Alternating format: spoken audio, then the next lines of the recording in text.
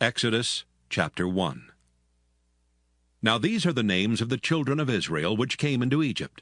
Every man in his household came with Jacob: Reuben, Simeon, Levi, and Judah; Issachar, Zebulun, and Benjamin; Dan and Naphtali, Gad and Asher.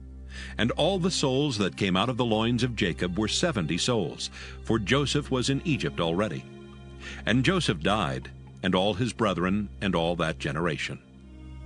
And the children of Israel were fruitful, and increased abundantly, and multiplied, and waxed exceedingly mighty, and the land was filled with them. Now there arose up a new king over Egypt, which knew not Joseph. And he said unto his people, Behold, the people of the children of Israel are more and mightier than we. Come on, let us deal wisely with them, lest they multiply, and it come to pass that when there falleth out any war, they join also unto our enemies, and fight against us, and so get them up out of the land. Therefore they did set over them taskmasters to afflict them with their burdens. And they built for Pharaoh treasure cities, Pithom and Raamses. But the more they afflicted them, the more they multiplied and grew, and they were grieved because of the children of Israel. And the Egyptians made the children of Israel to serve with rigor. And they made their lives bitter with hard bondage, in mortar and in brick, and in all manner of service in the field. All their service wherein they made them serve was with rigor. And the king of Egypt spake to the Hebrew midwives, of which the name of the one was Shiphrah, and the name of the other Puah. And he said, When ye do the office of a midwife to the Hebrew women, and see them upon the stools, if it be a son, then ye shall kill him. But if it be a daughter, then she shall live. But the midwives feared God, and did not as the king of Egypt commanded them, but saved the men children alive. And the king of Egypt called for the midwives, and said unto them, Why have ye done this thing, and have saved the men children alive? And the midwives said unto Pharaoh, Because the Hebrew women are not as the Egyptian women, for they are lively, and are delivered ere the midwives come in unto them. Therefore God dealt well with the midwives, and the people multiplied and waxed very mighty. And it came to pass, because the midwives feared God, that he made them houses. And Pharaoh charged all his people, saying, Every son that is born ye shall cast into the river, and every daughter ye shall save alive. Exodus chapter 2. And there went a man of the house of Levi, and took to wife a daughter of Levi. And the woman conceived and bare a son, and when she saw him that he was a goodly child, she hid him 3 months. And when she could not longer hide him, she took for him an ark of bulrushes, and daubed it with slime and with pitch, and put the child therein. And she laid it in the flags by the river's brink. And his sister stood afar off to wit what would be done to him. And the daughter of Pharaoh came down to wash herself at the river, and her maidens walked along by the river's side. And when she saw the ark among the flags, she sent her maid to fetch it. And when she had opened it, she saw the child, and behold, the babe wept. And she had compassion on him, and said, This is one of the Hebrews' children. Then said his sister to Pharaoh's daughter, Shall I go and call to thee a nurse of the Hebrew women, that she may nurse the child for thee? And Pharaoh's daughter said to her, Go. And the maid went and called the child's mother. And Pharaoh's daughter said unto her, Take this child away and nurse it for me, and I will give thee thy wages. And the woman took the child and nursed it. And the child grew, and she brought him unto Pharaoh's daughter, and he became her son. And she called his name Moses. And she said, Because I drew him out of the water. And it came to pass in those days when Moses was grown, that he went out unto his brethren, and looked on their burdens. And he spied an Egyptian smiting an Hebrew, one of his brethren. And he looked this way and that way, and when he saw that there was no man, he slew the Egyptian, and hid him in the sand. And when he went out the second day, behold, 2 men of the Hebrews strove together. And he said to him that did the wrong, Wherefore smitest thou thy fellow? And he said, Who made thee a prince and a judge over us? Intendest thou to kill me, as thou killedst the Egyptian? And Moses feared and said, Surely this thing is known. Now when Pharaoh heard this thing, he sought to slay Moses. But Moses fled from the face of Pharaoh and dwelt in the land of Midian, and he sat down by a well. Now the priest of Midian had 7 daughters, and they came and drew water and filled the troughs to water their father's flock. And the shepherds came and drove them away, but Moses stood up and helped them and watered their flock. And when they came to Reuel their father, he said, How is it that ye are come so soon today? And they said, An Egyptian delivered us out of the hand of the shepherds, and also drew water enough for us and watered the flock. And he said unto his daughters, And where is he? Why is it that ye have left the man? Call him, that he may eat bread. And Moses was content to dwell with the man. And he gave Moses Zipporah his daughter. And she bare him a son, and he called his name Gershom. For he said, I have been a stranger in a strange land. And it came to pass in process of time that the king of Egypt died. And the children of Israel sighed by reason of the bondage, and they cried, and their cry came up unto God by reason of the bondage. And God heard their groaning, and God remembered his covenant with Abraham, with Isaac, and with Jacob. And God looked upon the children of Israel, and God had respect unto them. Exodus chapter 3. Now Moses kept the flock of Jethro his father-in-law, the priest of Midian, and he led the flock to the backside of the desert, and came to the mountain of God, even to Horeb. And the angel of the Lord appeared unto him in a flame of fire out of the midst of a bush. And he looked, and behold, the bush burned with fire, and the bush was not consumed. And Moses said, I will now turn aside and see this great sight, why the bush is not burnt. And when the Lord saw that he turned aside to see, God called unto him out of the midst of the bush, and said, Moses, Moses. And he said, Here am I. And he said, Draw not nigh hither. Put off thy shoes from off thy feet, for the place whereon thou standest is holy ground. Moreover he said, I am the God of thy father, the God of Abraham, the God of Isaac, and the God of Jacob. And Moses hid his face, for he was afraid to look upon God. And the Lord said, I have surely seen the affliction of my people which are in Egypt, and have heard their cry by reason of their taskmasters, for I know their sorrows. And I am come down to deliver them out of the hand of the Egyptians, and to bring them up out of that land unto a good land and a large, unto a land flowing with milk and honey, unto the place of the Canaanites, and the Hittites, and the Amorites, and the Perizzites, and the Hivites, and the Jebusites.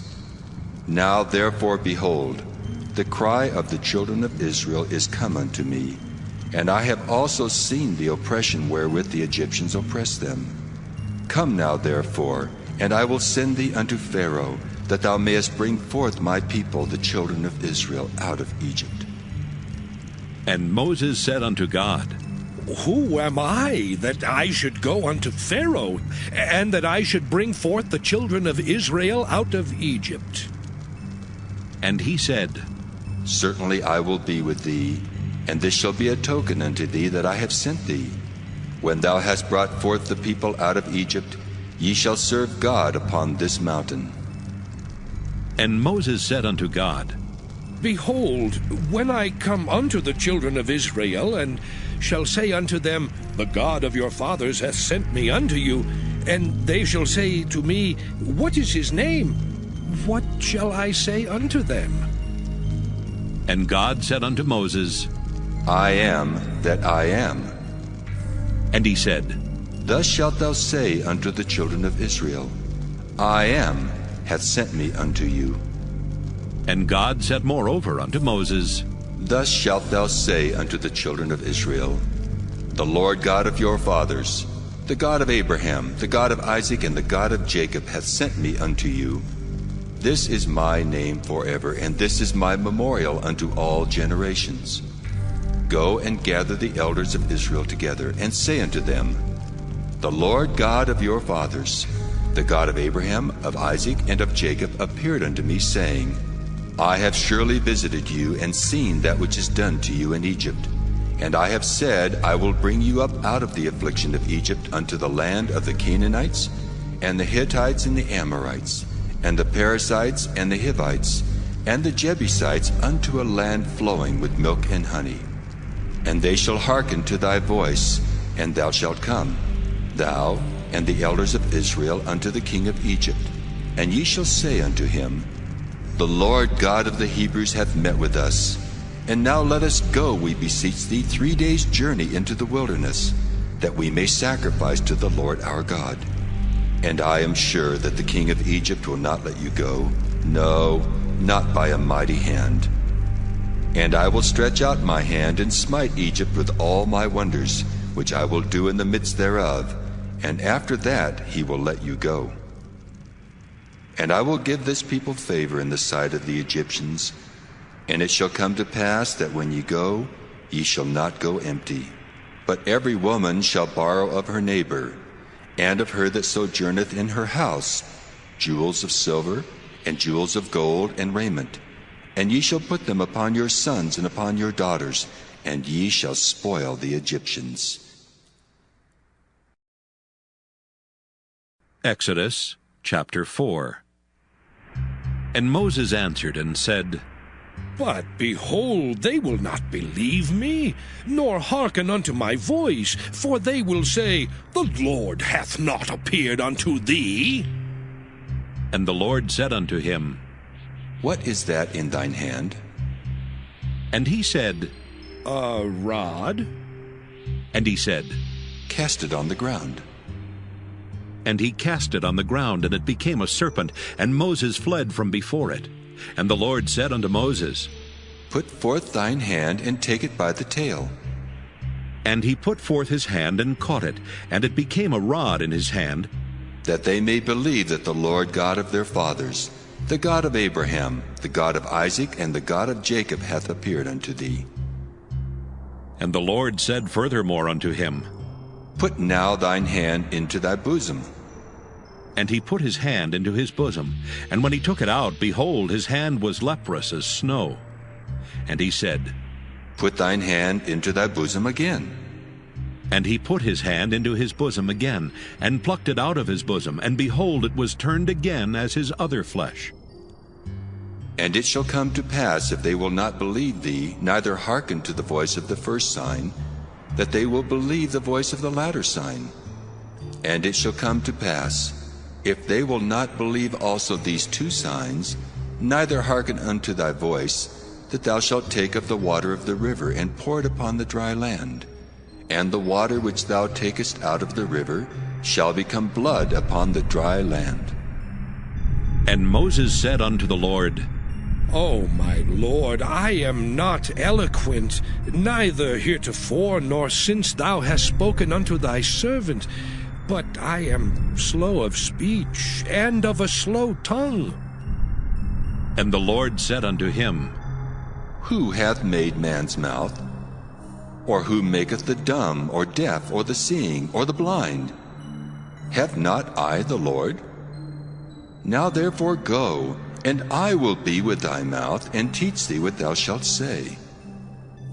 And he said, O my Lord, send, I pray thee, by the hand of him whom thou wilt send. And the anger of the Lord was kindled against Moses, and he said, Is not Aaron the Levite thy brother? I know that he can speak well. And also, behold, he cometh forth to meet thee. And when he seeth thee, he will be glad in his heart. And thou shalt speak unto him, and put words in his mouth. And I will be with thy mouth, and with his mouth, and will teach you what ye shall do. And he shall be thy spokesman unto the people. And he shall be, even he shall be to thee instead of a mouth, and thou shalt be to him instead of God. And thou shalt take this rod in thine hand, wherewith thou shalt do signs. And Moses went and returned to Jethro his father-in-law, and said unto him, Let me go, I pray thee, and return unto my brethren which are in Egypt, and see whether they be yet alive. And Jethro said to Moses, Go in peace. And the Lord said unto Moses in Midian, Go, return into Egypt. for all the men are dead which sought thy life. And Moses took his wife and his sons, and set them upon an ass, and he returned to the land of Egypt. And Moses took the rod of God in his hand. And the Lord said unto Moses, When thou goest to return into Egypt, see that thou do all those wonders before Pharaoh which I put in thine hand. But I will harden his heart, that he shall not let the people go. And thou shalt say unto Pharaoh, Thus saith the Lord, Israel is my son, even my firstborn. And I say unto thee, Let my son go, that he may serve me. And if thou refuse to let him go, behold, I will slay thy son, even thy firstborn. And it came to pass by the way in the inn that the Lord met him, and sought to kill him. Then Zipporah took a sharp stone, and cut off the foreskin of her son, and cast it at his feet, and said, Surely a bloody husband art thou to me. So he let him go. Then she said, A bloody husband thou art, because of the circumcision. And the Lord said to Aaron, Go into the wilderness to meet Moses. And he went and met him in the mount of God, and kissed him. And Moses told Aaron all the words of the Lord who had sent him, and all the signs which he had commanded him. And Moses and Aaron went and gathered together all the elders of the children of Israel. And Aaron spake all the words which the Lord had spoken unto Moses, and did the signs in the sight of the people. And the people believed. And when they heard that the Lord had visited the children of Israel, and that he had looked upon their affliction, then they bowed their heads and worshipped. Exodus chapter 5. And afterward Moses and Aaron went in and told Pharaoh, Thus saith the Lord God of Israel, Let my people go, that they may hold a feast unto me in the wilderness. And Pharaoh said, Who is the Lord, that I should obey his voice to let Israel go? I know not the Lord, neither will I let Israel go. And they said, The God of the Hebrews hath met with us. Let us go, we pray thee, 3 days' journey into the desert, and sacrifice unto the Lord our God, lest he fall upon us with pestilence or with the sword. And the king of Egypt said unto them, Wherefore do ye, Moses and Aaron, let the people from their works? Get you unto your burdens. And Pharaoh said, Behold, the people of the land now are many, and ye make them rest from their burdens? And Pharaoh commanded the same day the taskmasters of the people and their officers, saying, Ye shall no more give the people straw to make brick, as heretofore. Let them go and gather straw for themselves. And the tale of the bricks which they did make heretofore, ye shall lay upon them. Ye shall not diminish aught thereof. For they be idle. Therefore they cry, saying, Let us go and sacrifice to our God. Let their more work be laid upon the men, that they may labor therein. And let them not regard vain words. And the taskmasters of the people went out, and their officers, and they spake to the people, saying, Thus saith Pharaoh, I will not give you straw. Go ye, get you straw where ye can find it, yet not aught of your work shall be diminished. So the people were scattered abroad throughout all the land of Egypt to gather stubble instead of straw. And the taskmasters hasted them, saying, Fulfill your works, your daily tasks, as when there was straw. And the officers of the children of Israel, which Pharaoh's taskmasters had set over them, were beaten and demanded, Wherefore have ye not fulfilled your task in making brick both yesterday and today as heretofore? Then the officers of the children of Israel came and cried unto Pharaoh, saying, Wherefore dealest thou thus with thy servants? There is no straw given unto thy servants, and they say to us, Make brick, and behold, thy servants are beaten. But the fault is in thine own people. But he said, Ye are idle, therefore ye say, Let us go and do sacrifice to the Lord. Go therefore now and work, for there shall no straw be given you, yet shall ye deliver the tale of bricks. And the officers of the children of Israel did see that they were in evil case, after it was said, Ye shall not minish aught from your bricks of your daily task. And they met Moses and Aaron, who stood in the way as they came forth from Pharaoh. And they said unto them, The Lord look upon you and judge, because ye have made our Savior to be abhorred in the eyes of Pharaoh, and in the eyes of his servants, to put a sword in their hand to slay us. And Moses returned unto the Lord, and said, Lord, wherefore hast thou so evil entreated this people? Why is it that thou hast sent me? For since I came to Pharaoh to speak in thy name, he hath done evil to this people. Neither hast thou delivered thy people at all. Exodus chapter 6. Then the Lord said unto Moses, Now shalt thou see what I will do to Pharaoh. For with a strong hand shall he let them go, and with a strong hand shall he drive them out of his land. And God spake unto Moses, and said unto him, I am the Lord, and I appeared unto Abraham, unto Isaac, and unto Jacob by the name of God Almighty. But by my name Jehovah was I not known to them. And I have also established my covenant with them, to give them the land of Canaan, the land of their pilgrimage wherein they were strangers. And I have also heard the groaning of the children of Israel, whom the Egyptians keep in bondage, and I have remembered my covenant. Wherefore say unto the children of Israel, I am the Lord, and I will bring you out from under the burdens of the Egyptians, and I will rid you out of their bondage, and I will redeem you with a stretched out arm and with great judgments. And I will take you to me for a people, and I will be to you a God. And ye shall know that I am the Lord your God, which bringeth you out from under the burdens of the Egyptians. And I will bring you in unto the land, concerning the which I did swear to give it to Abraham, to Isaac, and to Jacob. And I will give it you for an heritage. I am the Lord. And Moses spake so unto the children of Israel. But they hearkened not unto Moses for anguish of spirit and for cruel bondage. And the Lord spake unto Moses, saying, Go in, speak unto Pharaoh king of Egypt, that he let the children of Israel go out of his land. And Moses spake before the Lord, saying, Behold, the children of Israel have not hearkened unto me. How then shall Pharaoh hear me, who am of uncircumcised lips? And the Lord spake unto Moses and unto Aaron, and gave them a charge unto the children of Israel, and unto Pharaoh king of Egypt, to bring the children of Israel out of the land of Egypt. These be the heads of their fathers' houses. The sons of Reuben, the firstborn of Israel, Hanok and Palu, Hezron and Carmi. These be the families of Reuben. And the sons of Simeon, Jemuel and Jamin, and Ohad and Jachin, and Zohar and Shaul, the son of a Canaanitish woman. These are the families of Simeon. And these are the names of the sons of Levi according to their generations, Gershon and Kohath and Merari. And the years of the life of Levi were 137 years.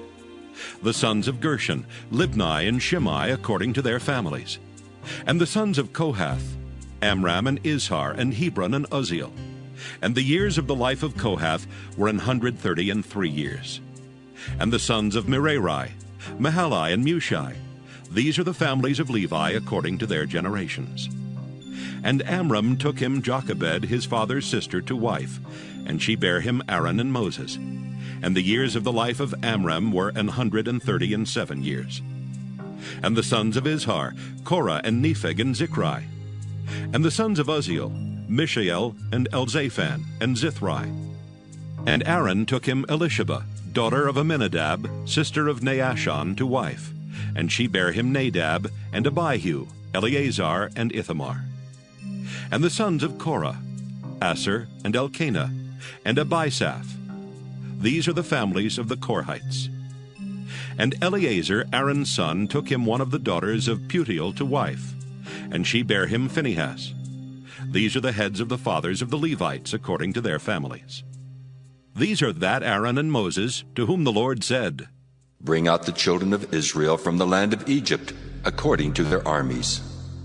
These are they which spake to Pharaoh king of Egypt, to bring out the children of Israel from Egypt. These are that Moses and Aaron. And it came to pass on the day when the Lord spake unto Moses in the land of Egypt, that the Lord spake unto Moses, saying, I am the Lord. Speak thou unto Pharaoh king of Egypt all that I say unto thee. And Moses said before the Lord, Lord, behold, I am of uncircumcised lips, and how shall Pharaoh hearken unto me? Exodus chapter 7. And the Lord said unto Moses, See, I have made thee a god to Pharaoh, and Aaron thy brother shall be thy prophet.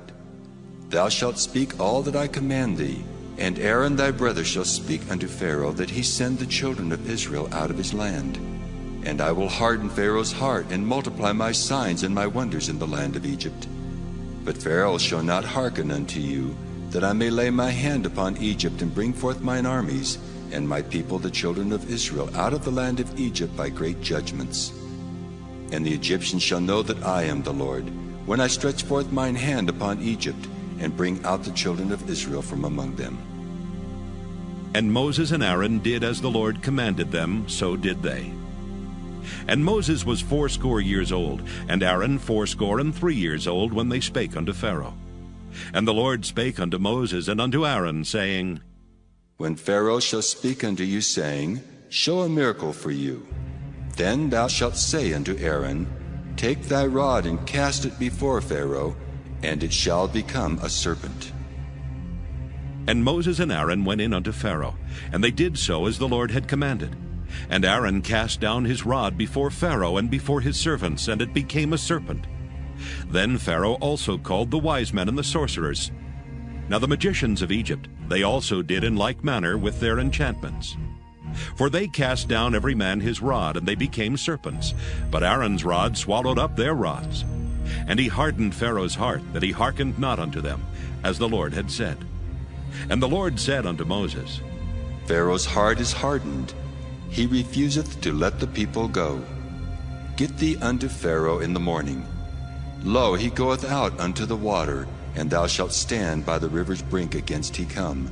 And the rod which was turned to a serpent shalt thou take in thine hand, and thou shalt say unto him, The Lord God of the Hebrews hath sent me unto thee, saying, Let my people go, that they may serve me in the wilderness. And behold, hitherto thou wouldst not hear. Thus saith the Lord, In this thou shalt know that I am the Lord. Behold, I will smite with the rod that is in mine hand upon the waters which are in the river, and they shall be turned to blood. And the fish that is in the river shall die, and the river shall stink, and the Egyptians shall loathe to drink of the water of the river.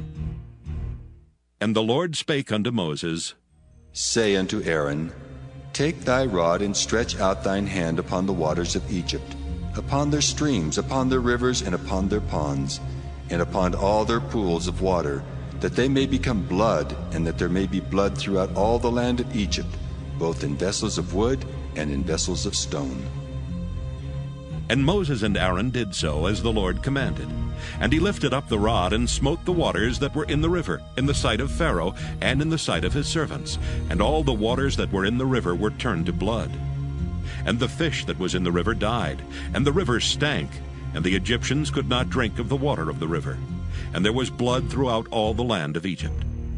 And the magicians of Egypt did so with their enchantments, and Pharaoh's heart was hardened, neither did he hearken unto them as the Lord had said. And Pharaoh turned and went into his house, neither did he set his heart to this also. And all the Egyptians digged round about the river for water to drink, for they could not drink of the water of the river. And 7 days were fulfilled after that the Lord had smitten the river. Exodus chapter 8.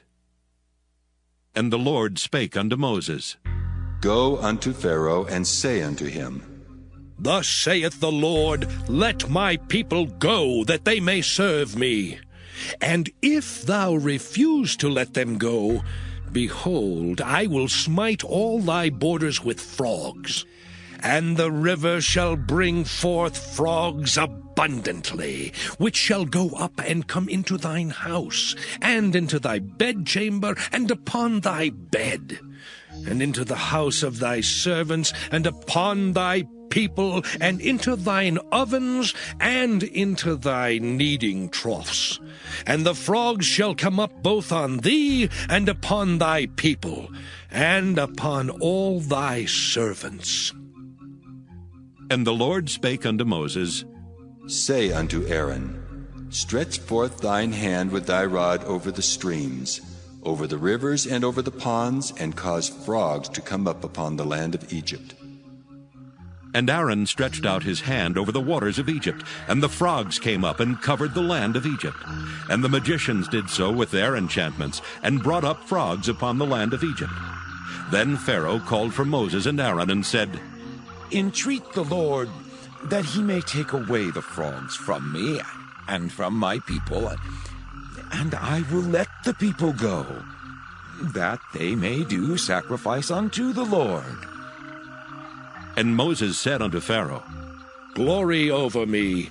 When shall I entreat for thee, and for thy servants, and for thy people, to destroy the frogs from thee and thy houses, that they may remain in the river only?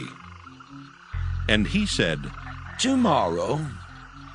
And he said, Be it according to thy word, that thou mayest know that there is none like unto the Lord our God. And the frogs shall depart from thee, and from thy houses, and from thy servants, and from thy people. They shall remain in the river only. And Moses and Aaron went out from Pharaoh. And Moses cried unto the Lord because of the frogs which he had brought against Pharaoh. And the Lord did according to the word of Moses, and the frogs died out of the houses, out of the villages, and out of the fields. And they gathered them together upon heaps, and the land stank. But when Pharaoh saw that there was respite, he hardened his heart, and hearkened not unto them, as the Lord had said. And the Lord said unto Moses, Say unto Aaron, Stretch out thy rod, and smite the dust of the land, that it may become lice throughout all the land of Egypt. And they did so. For Aaron stretched out his hand with his rod, and smote the dust of the earth, and it became lice in man and in beast. All the dust of the land became lice throughout all the land of Egypt.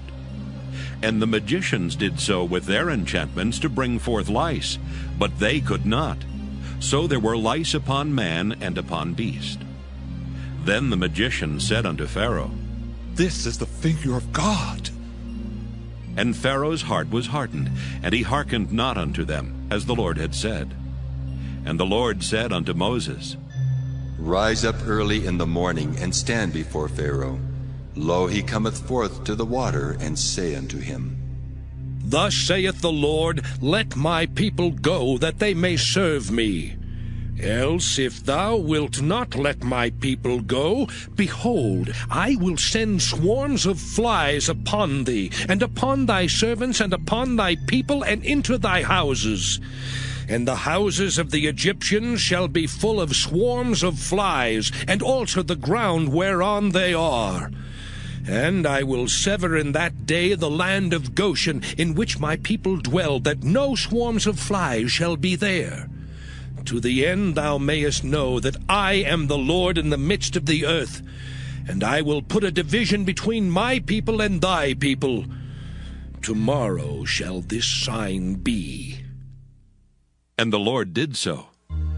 And there came a grievous swarm of flies into the house of Pharaoh, and into his servants' houses, and into all the land of Egypt.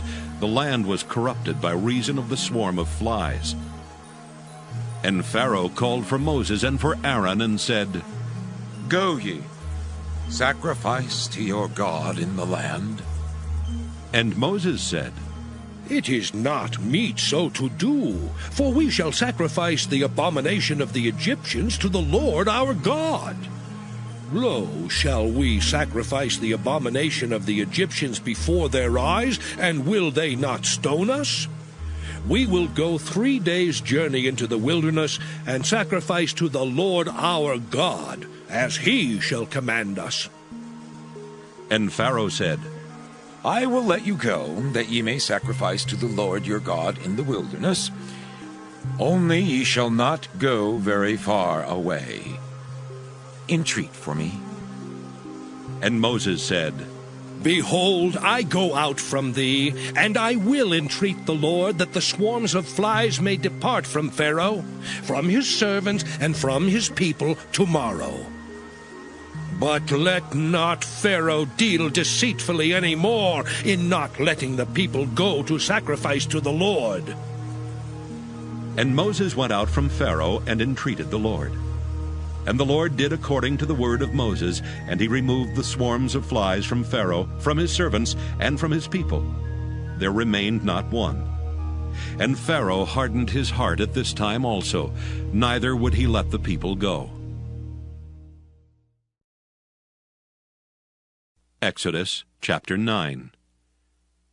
Then the Lord said unto Moses, Go in unto Pharaoh, and tell him, Thus saith the Lord God of the Hebrews, Let my people go, that they may serve me.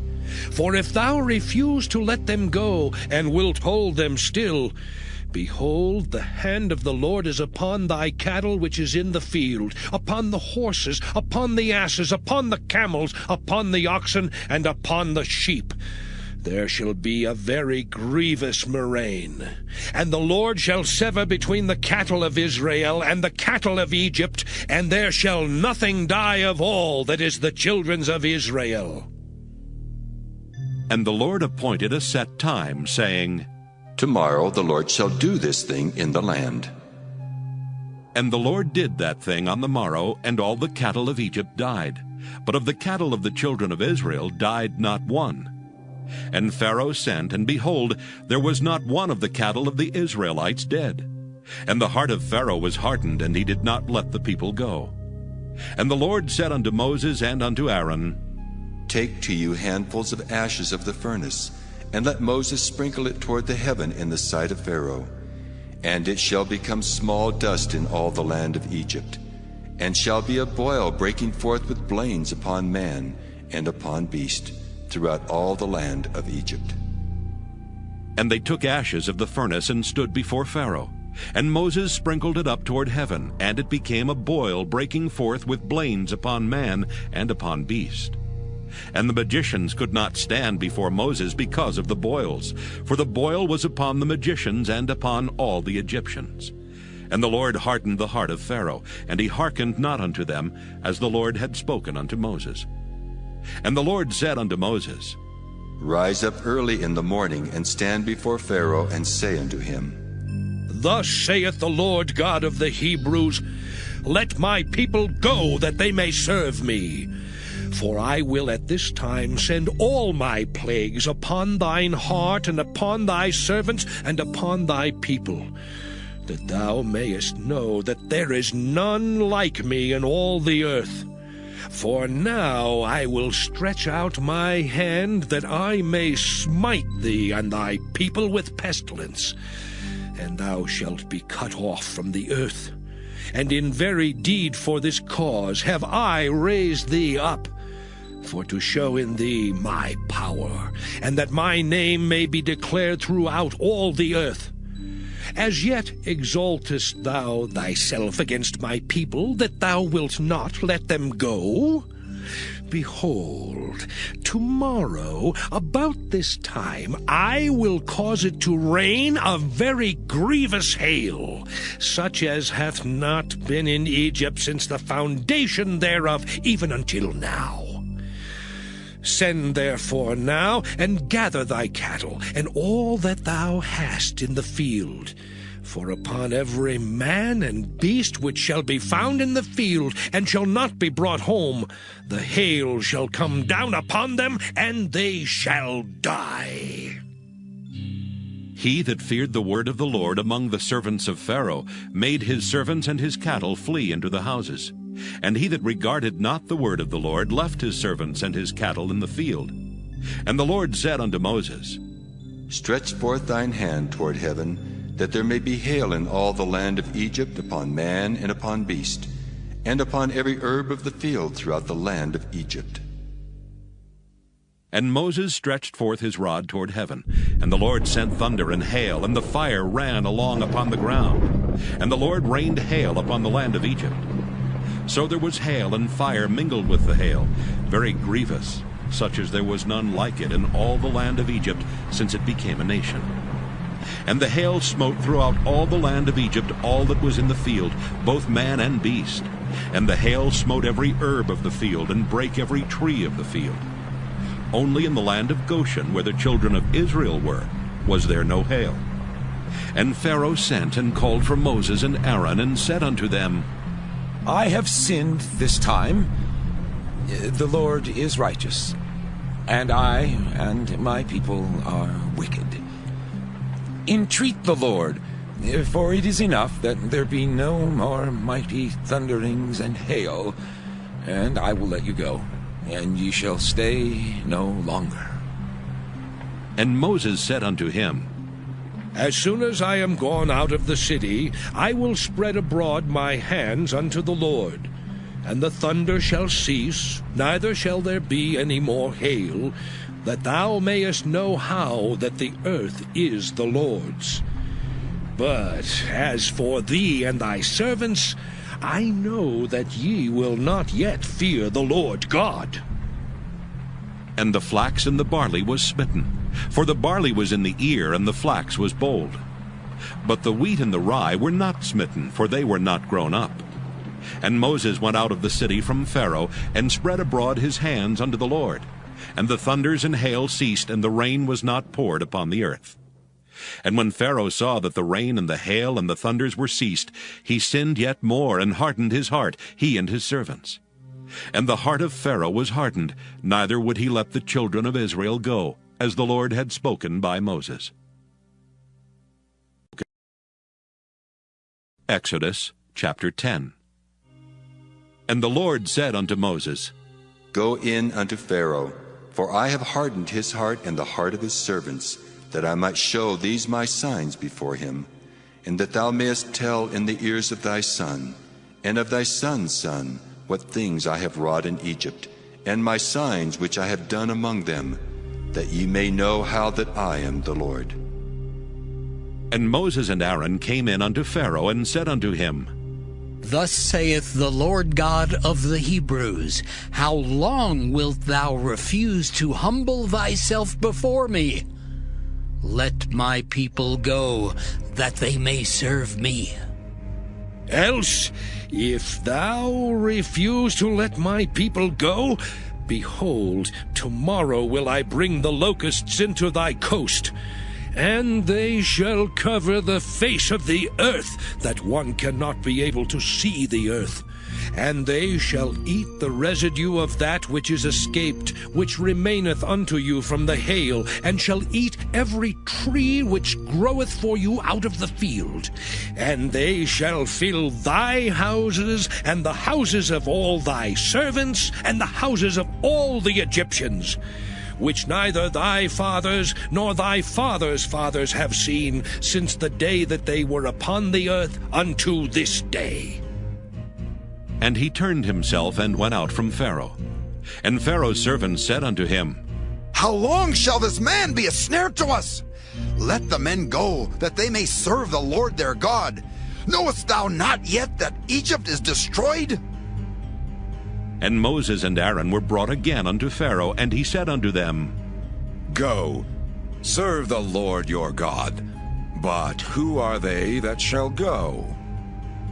And Moses said, We will go with our young and with our old, with our sons and with our daughters, with our flocks and with our herds will we go, for we must hold a feast unto the Lord. And he said unto them, Let the Lord be so with you, as I will let you go. And your little ones, look to it, for evil is before you. Not so. Go now, ye that are men, and serve the Lord, for that ye did desire. And they were driven out from Pharaoh's presence. And the Lord said unto Moses, Stretch out thine hand over the land of Egypt, for the locusts, that they may come up upon the land of Egypt, and eat every herb of the land, even all that the hail hath left. And Moses stretched forth his rod over the land of Egypt, and the Lord brought an east wind upon the land all that day and all that night. And when it was morning, the east wind brought the locusts. And the locusts went up over all the land of Egypt, and rested in all the coasts of Egypt. Very grievous were they. Before them there were no such locusts as they, neither after them shall be such. For they covered the face of the whole earth, so that the land was darkened. And they did eat every herb of the land, and all the fruit of the trees which the hail had left. And there remained not any green thing in the trees, or in the herbs of the field, through all the land of Egypt. Then Pharaoh called for Moses and Aaron in haste, and he said, I have sinned against the Lord your God and against you. Now therefore forgive, I pray thee, my sin only this once, and entreat the Lord your God that he may take away from me this death only. And he went out from Pharaoh and entreated the Lord. And the Lord turned a mighty strong west wind, which took away the locusts and cast them into the Red Sea. There remained not one locust in all the coasts of Egypt. But the Lord hardened Pharaoh's heart, so that he would not let the children of Israel go. And the Lord said unto Moses, Stretch out thine hand toward heaven, that there may be darkness over the land of Egypt, even darkness which may be felt. And Moses stretched forth his hand toward heaven, and there was a thick darkness in all the land of Egypt 3 days. They saw not one another, neither rose any from his place for 3 days. But all the children of Israel had light in their dwellings. And Pharaoh called unto Moses and said, Go ye, serve the Lord, only let your flocks and your herds be stayed. Let your little ones also go with you. And Moses said, Thou must give us also sacrifices and burnt offerings, that we may sacrifice unto the Lord our God. Our cattle also shall go with us. There shall not an hoof be left behind. For thereof must we take to serve the Lord our God. And we know not with what we must serve the Lord until we come thither. But the Lord hardened Pharaoh's heart, and he would not let them go. And Pharaoh said unto him, Get thee from me! Take heed to thyself, see my face no more, for in that day thou seest my face, thou shalt die. And Moses said, Thou hast spoken well. I will see thy face again no more. Exodus chapter 11. And the Lord said unto Moses, Yet will I bring one plague more upon Pharaoh and upon Egypt. Afterwards he will let you go hence. When he shall let you go, he shall surely thrust you out hence altogether. Speak now in the ears of the people, and let every man borrow of his neighbor, and every woman of her neighbor, jewels of silver and jewels of gold. And the Lord gave the people favor in the sight of the Egyptians. Moreover, the man Moses was very great in the land of Egypt, in the sight of Pharaoh's servants, and in the sight of the people. And Moses said, Thus saith the Lord, About midnight will I go out into the midst of Egypt, and all the firstborn in the land of Egypt shall die, from the firstborn of Pharaoh that sitteth upon his throne, even unto the firstborn of the maidservant that is behind the mill, and all the firstborn of beasts. And there shall be a great cry throughout all the land of Egypt, such as there was none like it, nor shall be like it any more. But against any of the children of Israel shall not a dog move his tongue, against man or beast, that ye may know how that the Lord doth put a difference between the Egyptians and Israel. And all these thy servants shall come down unto me, and bow down themselves unto me, saying, Get thee out, and all the people that follow thee. And after that I will go out. And he went out from Pharaoh in a great anger. And the Lord said unto Moses, Pharaoh shall not hearken unto you, that my wonders may be multiplied in the land of Egypt. And Moses and Aaron did all these wonders before Pharaoh. And the Lord hardened Pharaoh's heart, so that he would not let the children of Israel go out of his land. Exodus chapter 12. And the Lord spake unto Moses and Aaron in the land of Egypt, saying, This month shall be unto you the beginning of months. It shall be the first month of the year to you. Speak ye unto all the congregation of Israel, saying, In the 10th day of this month they shall take to them every man a lamb, according to the house of their fathers, a lamb for an house. And if the household be too little for the lamb, let him and his neighbor next unto his house take it according to the number of the souls. Every man according to his eating shall make your count for the lamb. Your lamb shall be without blemish, a male of the first year. Ye shall take it out from the sheep or from the goats, and ye shall keep it up until the 14th day of the same month. And the whole assembly of the congregation of Israel shall kill it in the evening. And they shall take of the blood, and strike it on the 2 side posts and on the upper doorpost of the houses, wherein they shall eat it. And they shall eat the flesh in that night, roast with fire, and unleavened bread, and with bitter herbs they shall eat it. Eat not of it raw, nor sodden at all with water, but roast with fire, his head with his legs, and with the purtenance thereof. And ye shall let nothing of it remain until the morning, and that which remaineth of it until the morning ye shall burn with fire. And thus shall ye eat it, with your loins girded, your shoes on your feet, and your staff in your hand. And ye shall eat it in haste. It is the Lord's Passover. For I will pass through the land of Egypt this night, and will smite all the firstborn in the land of Egypt, both man and beast. And against all the gods of Egypt I will execute judgment. I am the Lord. And the blood shall be to you for a token upon the houses where ye are. And when I see the blood, I will pass over you, and the plague shall not be upon you to destroy you when I smite the land of Egypt. And this day shall be unto you for a memorial, and ye shall keep it a feast to the Lord throughout your generations. Ye shall keep it a feast by an ordinance forever. 7 days shall ye eat unleavened bread. Even the first day ye shall put away leaven out of your houses. For whosoever eateth leavened bread from the first day until the 7th day, that soul shall be cut off from Israel. And in the first day there shall be an holy convocation. And in the 7th day there shall be an holy convocation to you. No manner of work shall be done in them, save that which every man must eat, that only may be done of you. And ye shall observe the feast of unleavened bread. For in this selfsame day have I brought your armies out of the land of Egypt. Therefore shall ye observe this day in your generations by an ordinance forever.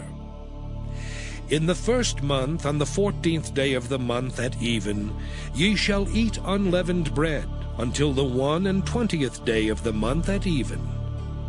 7 days shall there be no leaven found in your houses. For whosoever eateth that which is leavened, even that soul shall be cut off from the congregation of Israel, whether he be a stranger or born in the land. Ye shall eat nothing leavened. In all your habitations shall ye eat unleavened bread. Then Moses called for all the elders of Israel, and said unto them, Draw out and take you a lamb according to your families, and kill the Passover. And ye shall take a bunch of hyssop, and dip it in the blood that is in the basin, and strike the lintel and the 2 side posts with the blood that is in the basin. And none of you shall go out at the door of his house until the morning. For the Lord will pass through to smite the Egyptians, and when he seeth the blood upon the lintel and on the 2 side posts, The Lord will pass over the door, and will not suffer the destroyer to come in unto your houses to smite you. And ye shall observe this thing for an ordinance to thee and to thy sons forever. And it shall come to pass, when ye be come to the land which the Lord will give you, according as he hath promised, that ye shall keep this service. And it shall come to pass, when your children shall say unto you, What mean ye by this service? That ye shall say, It is the sacrifice of the Lord's Passover, who passed over the houses of the children of Israel in Egypt, when he smote the Egyptians and delivered our houses. And the people bowed the head and worshipped. And the children of Israel went away and did as the Lord had commanded Moses and Aaron, so did they. And it came to pass that at midnight the Lord smote all the firstborn in the land of Egypt, from the firstborn of Pharaoh that sat on his throne unto the firstborn of the captive that was in the dungeon, and all the firstborn of cattle. And Pharaoh rose up in the night, he and all his servants and all the Egyptians. And there was a great cry in Egypt, for there was not a house where there was not one dead. And he called for Moses and Aaron by night and said, Rise up, and get you forth from among my people, both ye and the children of Israel, and go, serve the Lord as ye have said. Also take your flocks and your herds as ye have said, and be gone. And bless me also. And the Egyptians were urgent upon the people, that they might send them out of the land in haste, for they said, We be all dead men. And the people took their dough before it was leavened, their kneading troughs being bound up in their clothes upon their shoulders. And the children of Israel did according to the word of Moses. And they borrowed of the Egyptians jewels of silver and jewels of gold and raiment. And the Lord gave the people favor in the sight of the Egyptians, so that they lent unto them such things as they required, and they spoiled the Egyptians.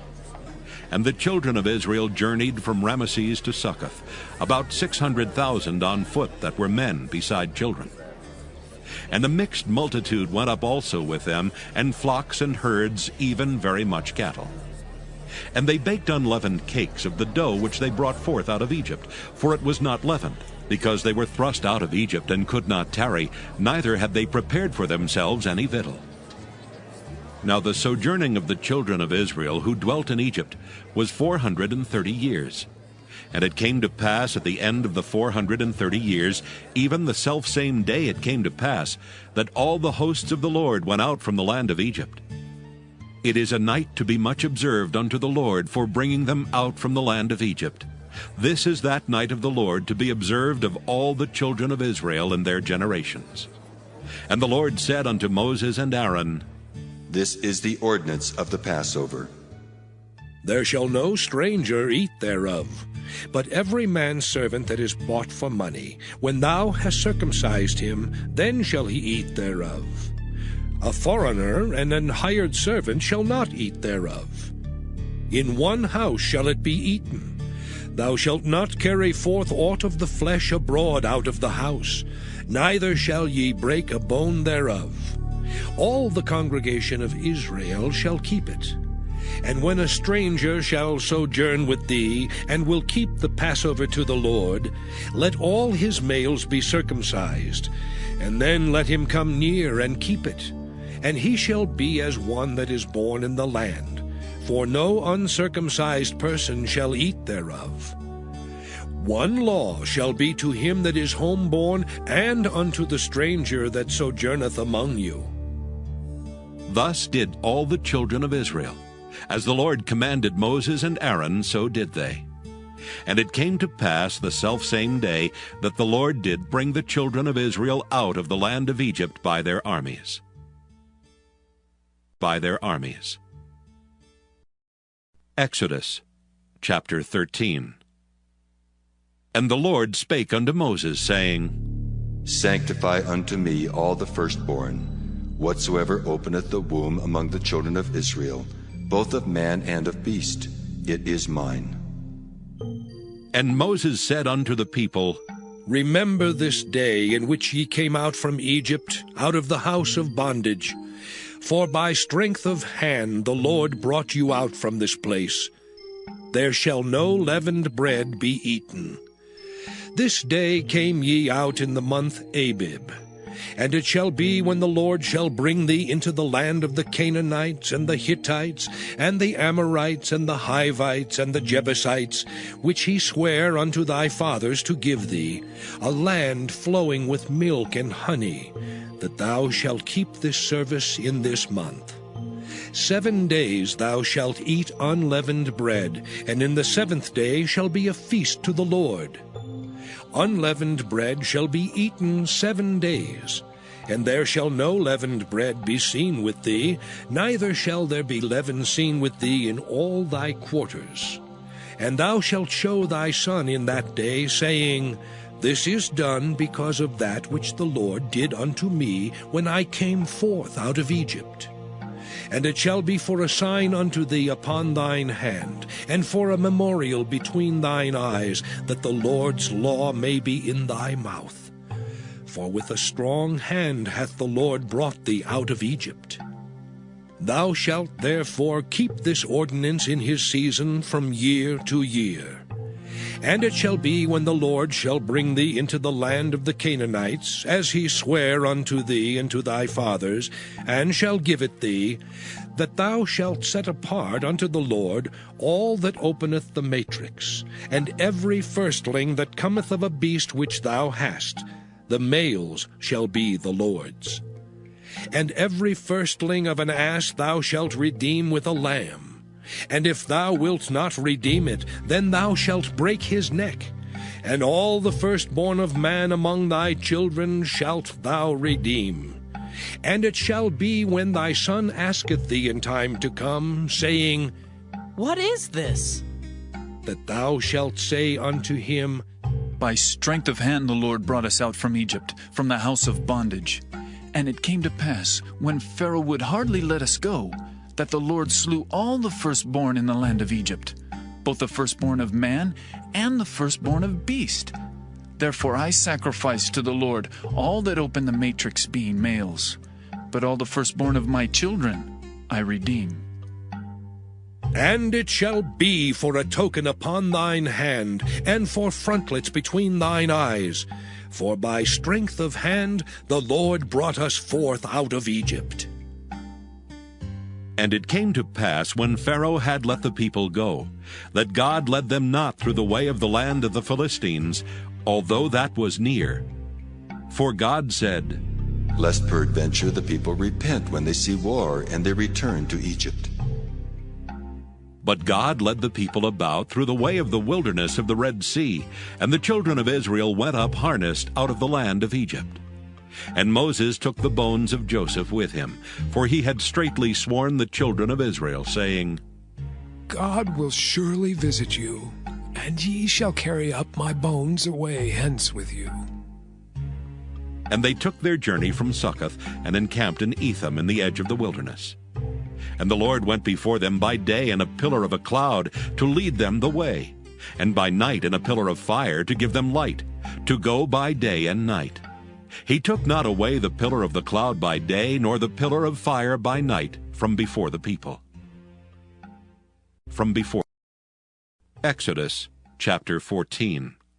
And the Lord spake unto Moses, saying, Speak unto the children of Israel, that they turn and encamp before Pi-hahiroth, between Migdol and the sea, over against Baal-zephon. Before it shall ye encamp by the sea.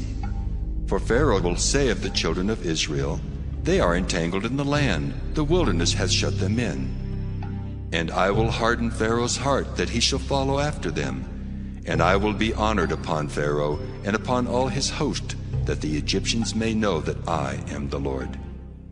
And they did so. And it was told the king of Egypt that the people fled. And the heart of Pharaoh and of his servants was turned against the people, and they said, Why have we done this, that we have let Israel go from serving us? And he made ready his chariot, and took his people with him. And he took 600 chosen chariots, and all the chariots of Egypt, and captains over every one of them. And the Lord hardened the heart of Pharaoh king of Egypt, and he pursued after the children of Israel. And the children of Israel went out with an high hand. But the Egyptians pursued after them, all the horses and chariots of Pharaoh and his horsemen and his army, and overtook them encamping by the sea, beside Pi-hahiroth, before Baal-zephon. And when Pharaoh drew nigh, the children of Israel lifted up their eyes, and behold, the Egyptians marched after them. And they were sore afraid. And the children of Israel cried out unto the Lord. And they said unto Moses, Because there were no graves in Egypt, hast thou taken us away to die in the wilderness? Wherefore hast thou dealt thus with us, to carry us forth out of Egypt? Is not this the word that we did tell thee in Egypt, saying, Let us alone, that we may serve the Egyptians? For it had been better for us to serve the Egyptians, than that we should die in the wilderness. And Moses said unto the people, Fear ye not. Stand still and see the salvation of the Lord, which he will show to you today. For the Egyptians whom ye have seen today, ye shall see them again no more forever. The Lord shall fight for you, and ye shall hold your peace. And the Lord said unto Moses, Wherefore criest thou unto me? Speak unto the children of Israel that they go forward. But lift thou up thy rod, and stretch out thine hand over the sea, and divide it. And the children of Israel shall go on dry ground through the midst of the sea. And I, behold, I will harden the hearts of the Egyptians, and they shall follow them. And I will get me honor upon Pharaoh, and upon all his host, upon his chariots, and upon his horsemen. And the Egyptians shall know that I am the Lord, when I have gotten me honor upon Pharaoh, upon his chariots, and upon his horsemen. And the angel of God, which went before the camp of Israel, removed and went behind them. And the pillar of the cloud went from before their face, and stood behind them. And it came between the camp of the Egyptians and the camp of Israel, and it was a cloud and darkness to them, but it gave light by night to these, so that the one came not near the other all the night. And Moses stretched out his hand over the sea, and the Lord caused the sea to go back by a strong east wind all that night, and made the sea dry land, and the waters were divided. And the children of Israel went into the midst of the sea upon the dry ground, and the waters were a wall unto them on their right hand and on their left. And the Egyptians pursued, and went in after them to the midst of the sea, even all Pharaoh's horses, his chariots, and his horsemen. And it came to pass that in the morning watch the Lord looked unto the host of the Egyptians through the pillar of fire and of the cloud, and troubled the host of the Egyptians, and took off their chariot wheels, that they drave them heavily. So that the Egyptians said, Let us flee from the face of Israel. For the Lord fighteth for them against the Egyptians. And the Lord said unto Moses, Stretch out thine hand over the sea, that the waters may come again upon the Egyptians, upon their chariots, and upon their horsemen. And Moses stretched forth his hand over the sea, and the sea returned to his strength when the morning appeared. And the Egyptians fled against it, and the Lord overthrew the Egyptians in the midst of the sea. And the waters returned and covered the chariots and the horsemen, and all the host of Pharaoh that came into the sea after them. There remained not so much as one of them. But the children of Israel walked upon dry land in the midst of the sea, and the waters were a wall unto them on their right hand and on their left. Thus the Lord saved Israel that day out of the hand of the Egyptians. And Israel saw the Egyptians dead upon the seashore. And Israel saw that great work which the Lord did upon the Egyptians. And the people feared the Lord, and believed the Lord and his servant Moses. Exodus chapter 15. Then sang Moses and the children of Israel this song unto the Lord, and spake, saying, I will sing unto the Lord, for he hath triumphed gloriously. The horse and his rider hath he thrown into the sea. The Lord is my strength and song, and he is become my salvation. He is my God, and I will prepare him an habitation, my father's God, and I will exalt him. The Lord is a man of war, the Lord is his name. Pharaoh's chariots and his host hath he cast into the sea. His chosen captains also are drowned in the Red Sea. The depths have covered them. They sank into the bottom as a stone. Thy right hand, O Lord, is become glorious in power. Thy right hand, O Lord, hath dashed in pieces the enemy. And in the greatness of thine excellency, thou hast overthrown them that rose up against thee. Thou sentest forth thy wrath, which consumed them as stubble. And with a blast of thy nostrils the waters were gathered together. The flood stood upright as an heap, and the depths were congealed in the heart of the sea. The enemy said, I will pursue, I will overtake, I will divide the spoil. My lust shall be satisfied upon them. I will draw my sword, my hand shall destroy them. Thou didst blow with thy wind, the sea covered them, they sank as lead in the mighty waters. Who is like unto thee, O Lord, among the gods? Who is like thee, glorious in holiness, fearful in praises, doing wonders?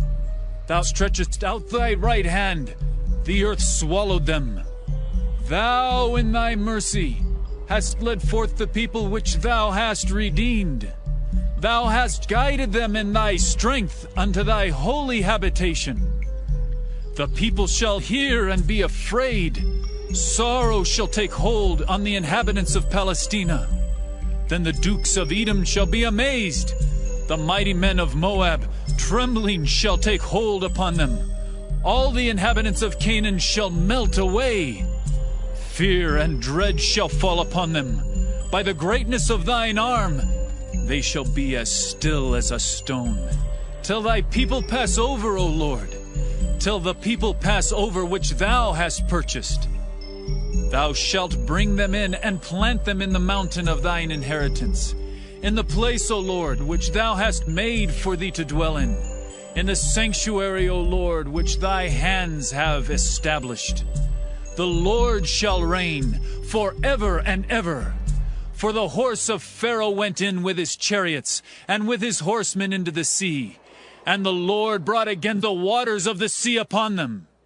But the children of Israel went on dry land in the midst of the sea. And Miriam the prophetess, the sister of Aaron, took a timbrel in her hand. And all the women went out after her with timbrels and with dances. And Miriam answered them, Sing ye to the Lord, for he hath triumphed gloriously.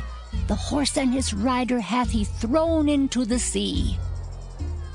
So Moses brought Israel from the Red Sea, and they went out into the wilderness of Shur. And they went 3 days in the wilderness and found no water.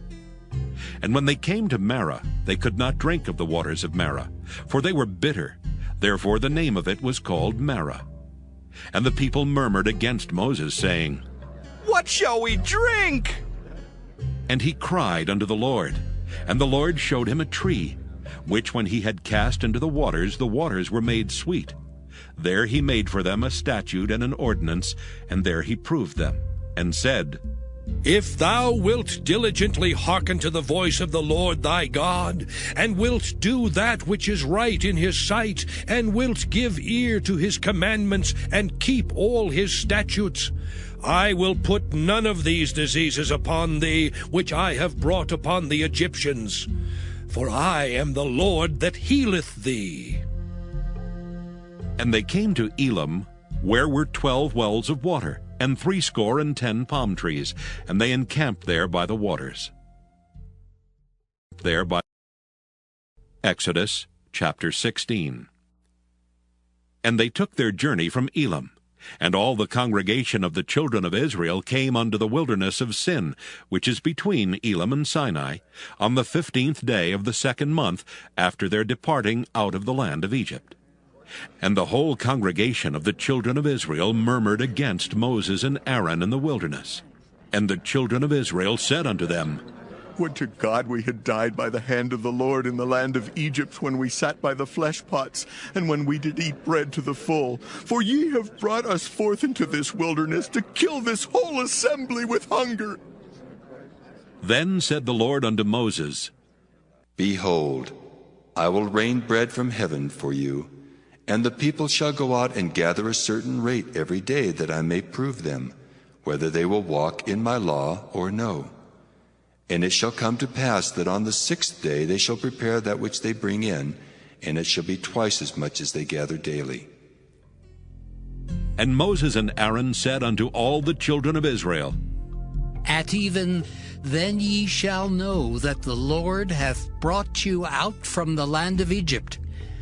And in the morning then ye shall see the glory of the Lord, for that he heareth your murmurings against the Lord.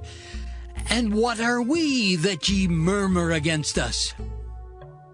And Moses said, This shall be when the Lord shall give you in the evening flesh to eat, and in the morning bread to the full. For that the Lord heareth your murmurings which ye murmur against him. And what are we? Your murmurings are not against us, but against the Lord. And Moses spake unto Aaron, Say unto all the congregation of the children of Israel, Come near before the Lord, for he hath heard your murmurings. And it came to pass, as Aaron spake unto the whole congregation of the children of Israel, that they looked toward the wilderness, and behold, the glory of the Lord appeared in the cloud. And the Lord spake unto Moses, saying, I have heard the murmurings of the children of Israel. Speak unto them, saying, At even ye shall eat flesh, and in the morning ye shall be filled with bread, and ye shall know that I am the Lord your God. And it came to pass that at even the quails came up and covered the camp, and in the morning the dew lay round about the host. And when the dew that lay was gone up, behold, upon the face of the wilderness there lay a small round thing, as small as the hoarfrost on the ground. And when the children of Israel saw it, they said one to another, It is manna. For they wist not what it was. And Moses said unto them, This is the bread which the Lord hath given you to eat. This is the thing which the Lord hath commanded. Gather of it every man according to his eating, an omer for every man according to the number of your persons. Take ye every man for them which are in his tents. And the children of Israel did so, and gathered, some more, some less. And when they did meet it with an omer, he that gathered much had nothing over, and he that gathered little had no lack. They gathered every man according to his eating. And Moses said, Let no man leave of it till the morning. Notwithstanding they hearkened not unto Moses, but some of them left of it until the morning, and it bred worms and stank, and Moses was wroth with them. And they gathered it every morning, every man according to his eating, and when the sun waxed hot, it melted. And it came to pass that on the 6th day they gathered twice as much bread, 2 omers for one man. And all the rulers of the congregation came and told Moses.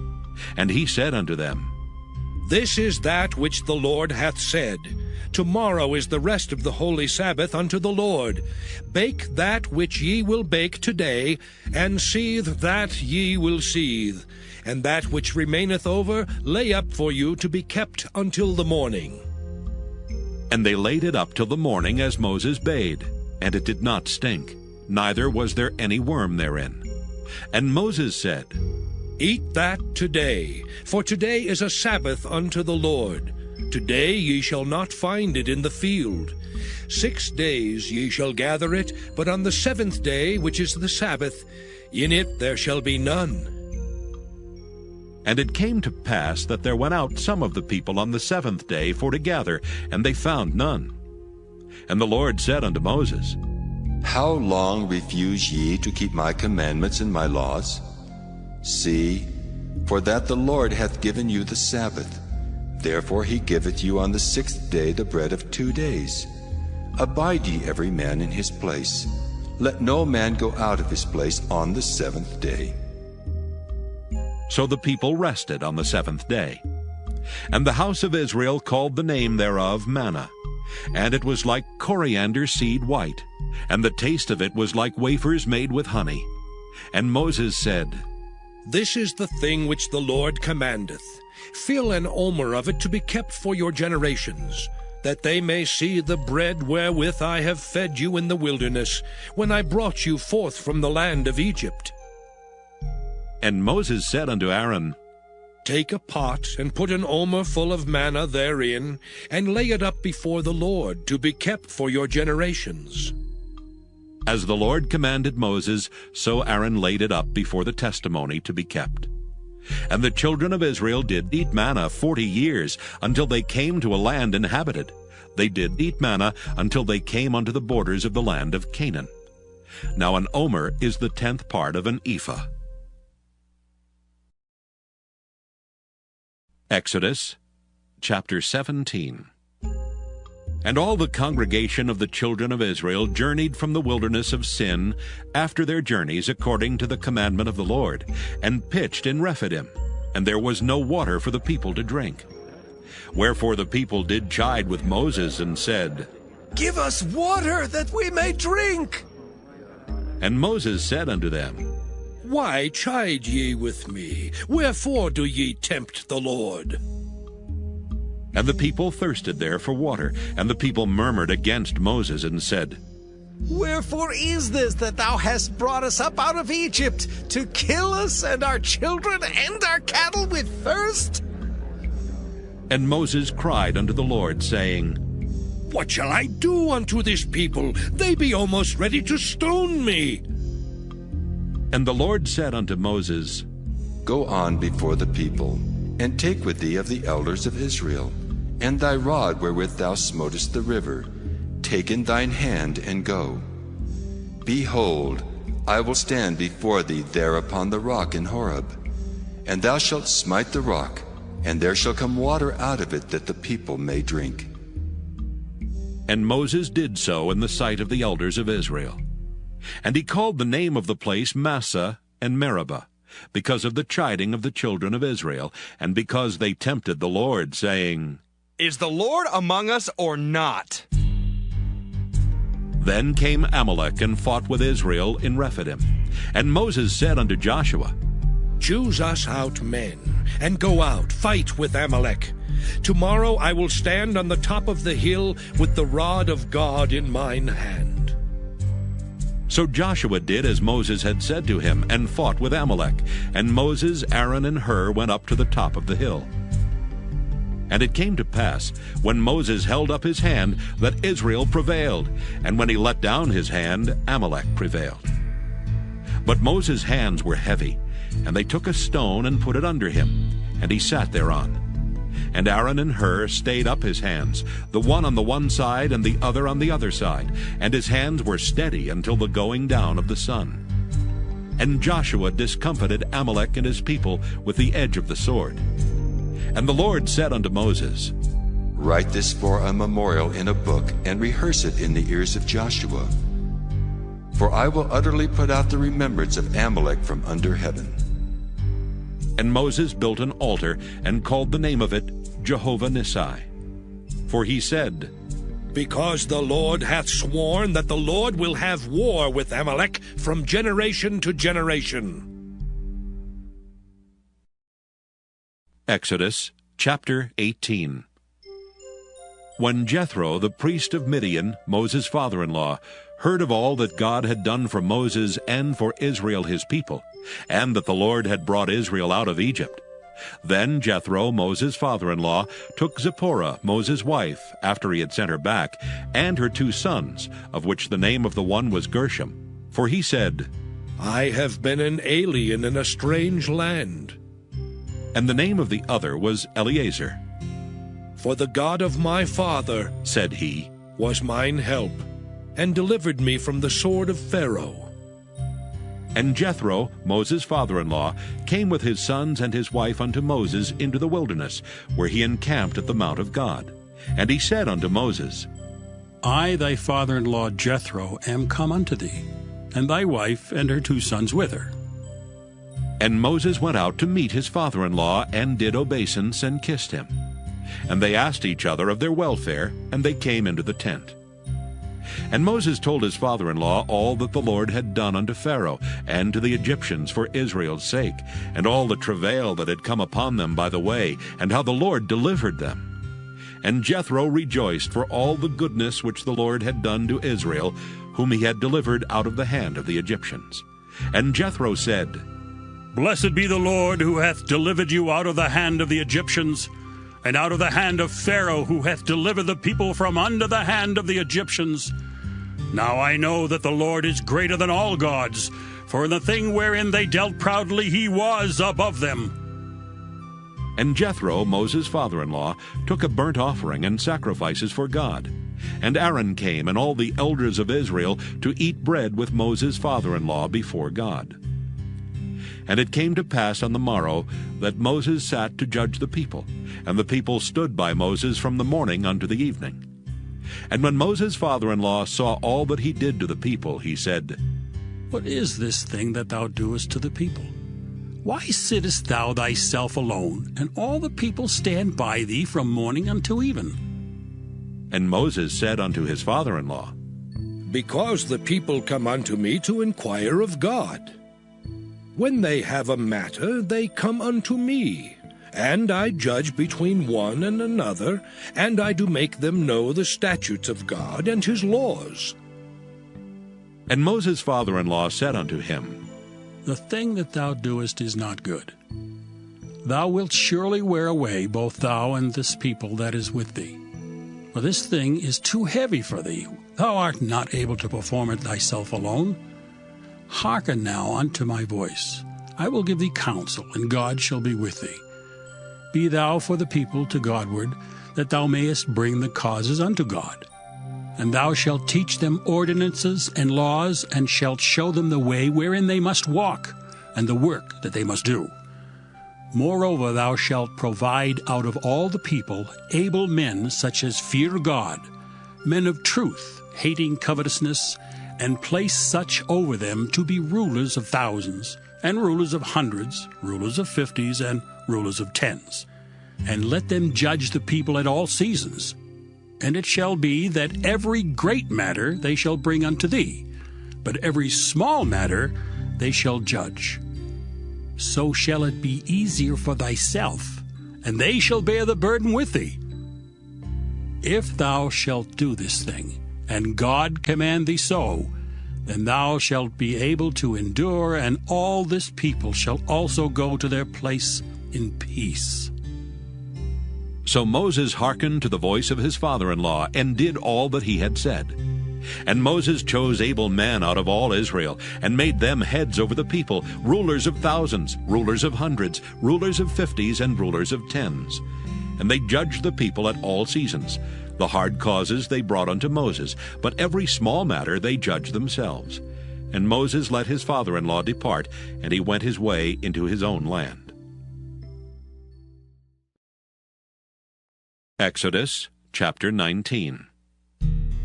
In the 3rd month, when the children of Israel were gone forth out of the land of Egypt, the same day came they into the wilderness of Sinai.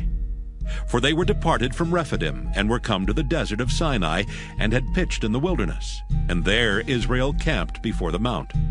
And Moses went up unto God, and the Lord called unto him out of the mountain, saying, Thus shalt thou say to the house of Jacob, and tell the children of Israel, Ye have seen what I did unto the Egyptians, and how I bare you on eagle's wings, and brought you unto myself. Now therefore, if ye will obey my voice indeed, and keep my covenant, then ye shall be a peculiar treasure unto me above all people, for all the earth is mine. And ye shall be unto me a kingdom of priests, and an holy nation. These are the words which thou shalt speak unto the children of Israel.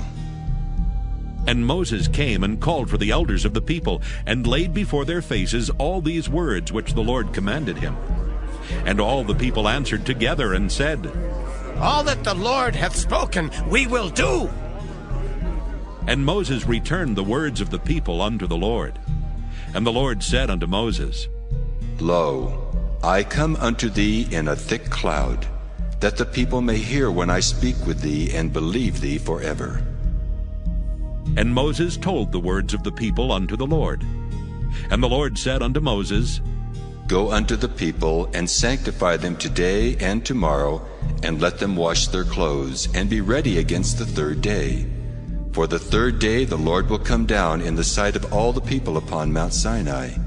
And thou shalt set bounds unto the people round about, saying, take heed to yourselves that ye go not up into the mount, or touch the border of it. Whosoever toucheth the mount shall be surely put to death.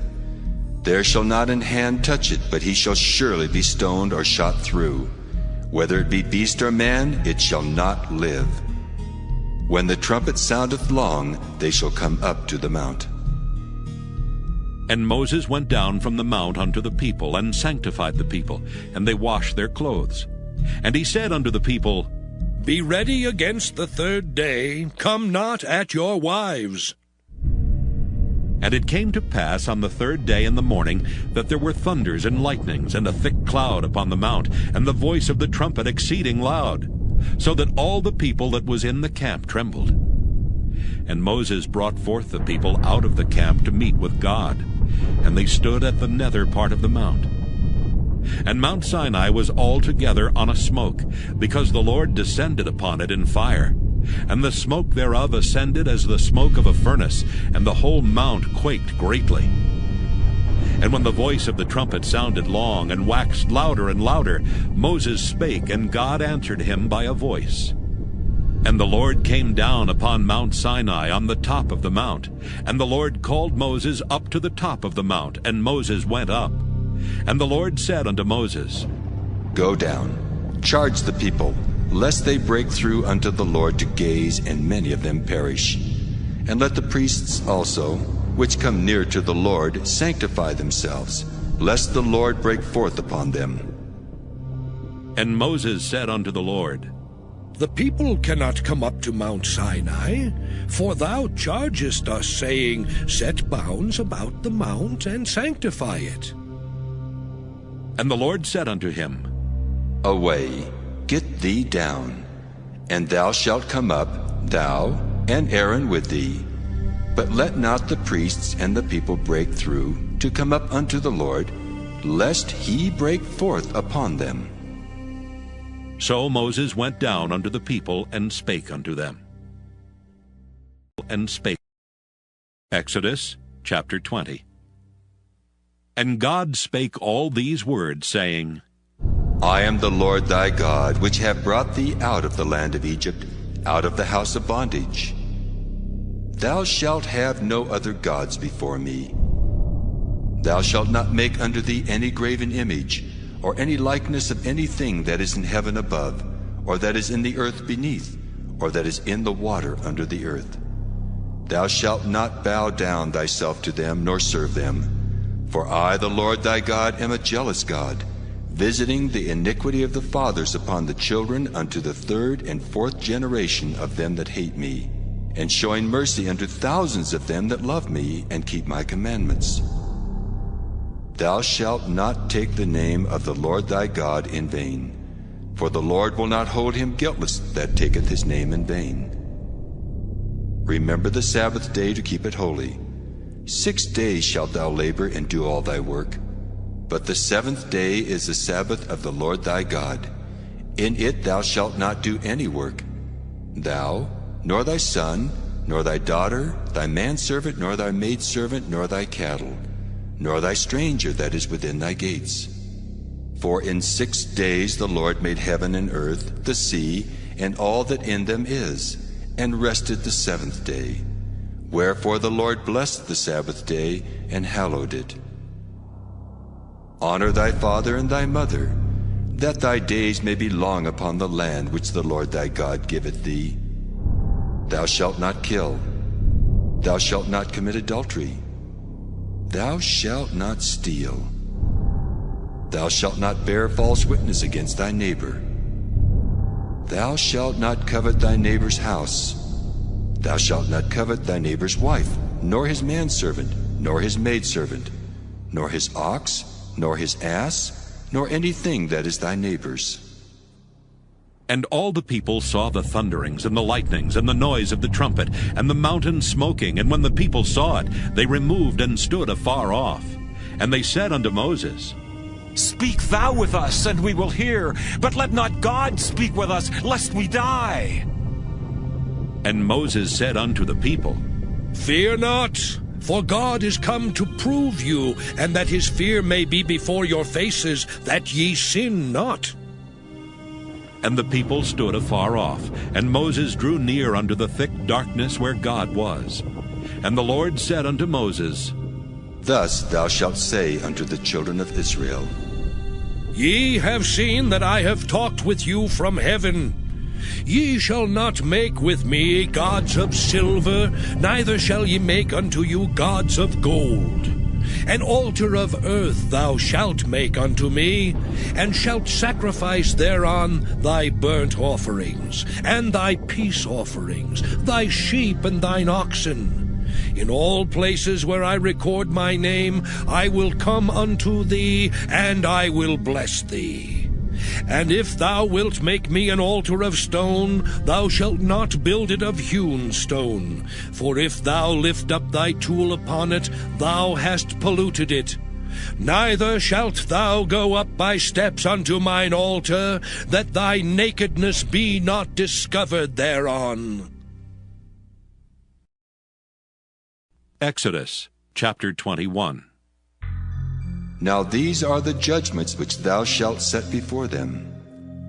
If thou buy an Hebrew servant, 6 years he shall serve, and in the 7th he shall go out free for nothing. If he came in by himself, he shall go out by himself. If he were married, then his wife shall go out with him. If his master have given him a wife, and she have borne him sons or daughters, the wife and her children shall be her master's, and he shall go out by himself.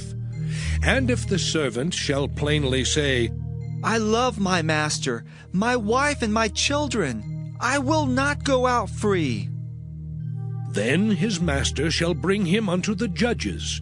He shall also bring him to the door, or unto the door post.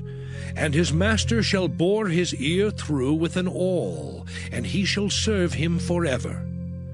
And if a man sell his daughter to be a maidservant, she shall not go out as the men servants do. If she please not her master, who hath betrothed her to himself, then shall he let her be redeemed. To sell her unto a strange nation he shall have no power, seeing he hath dealt deceitfully with her. And if he have betrothed her unto his son, he shall deal with her after the manner of daughters. If he take him another wife, her food, her raiment, and her duty of marriage shall he not diminish. And if he do not these 3 unto her, then shall she go out free without money. He that smiteth a man so that he die shall be surely put to death. And if a man lie not in wait, but God deliver him into his hand, then I will appoint thee a place whither he shall flee. But if a man come presumptuously upon his neighbor, to slay him with guile, thou shalt take him from mine altar, that he may die.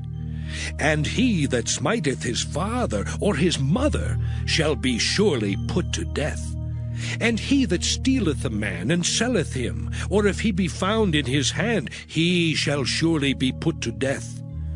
And he that curseth his father or his mother shall surely be put to death.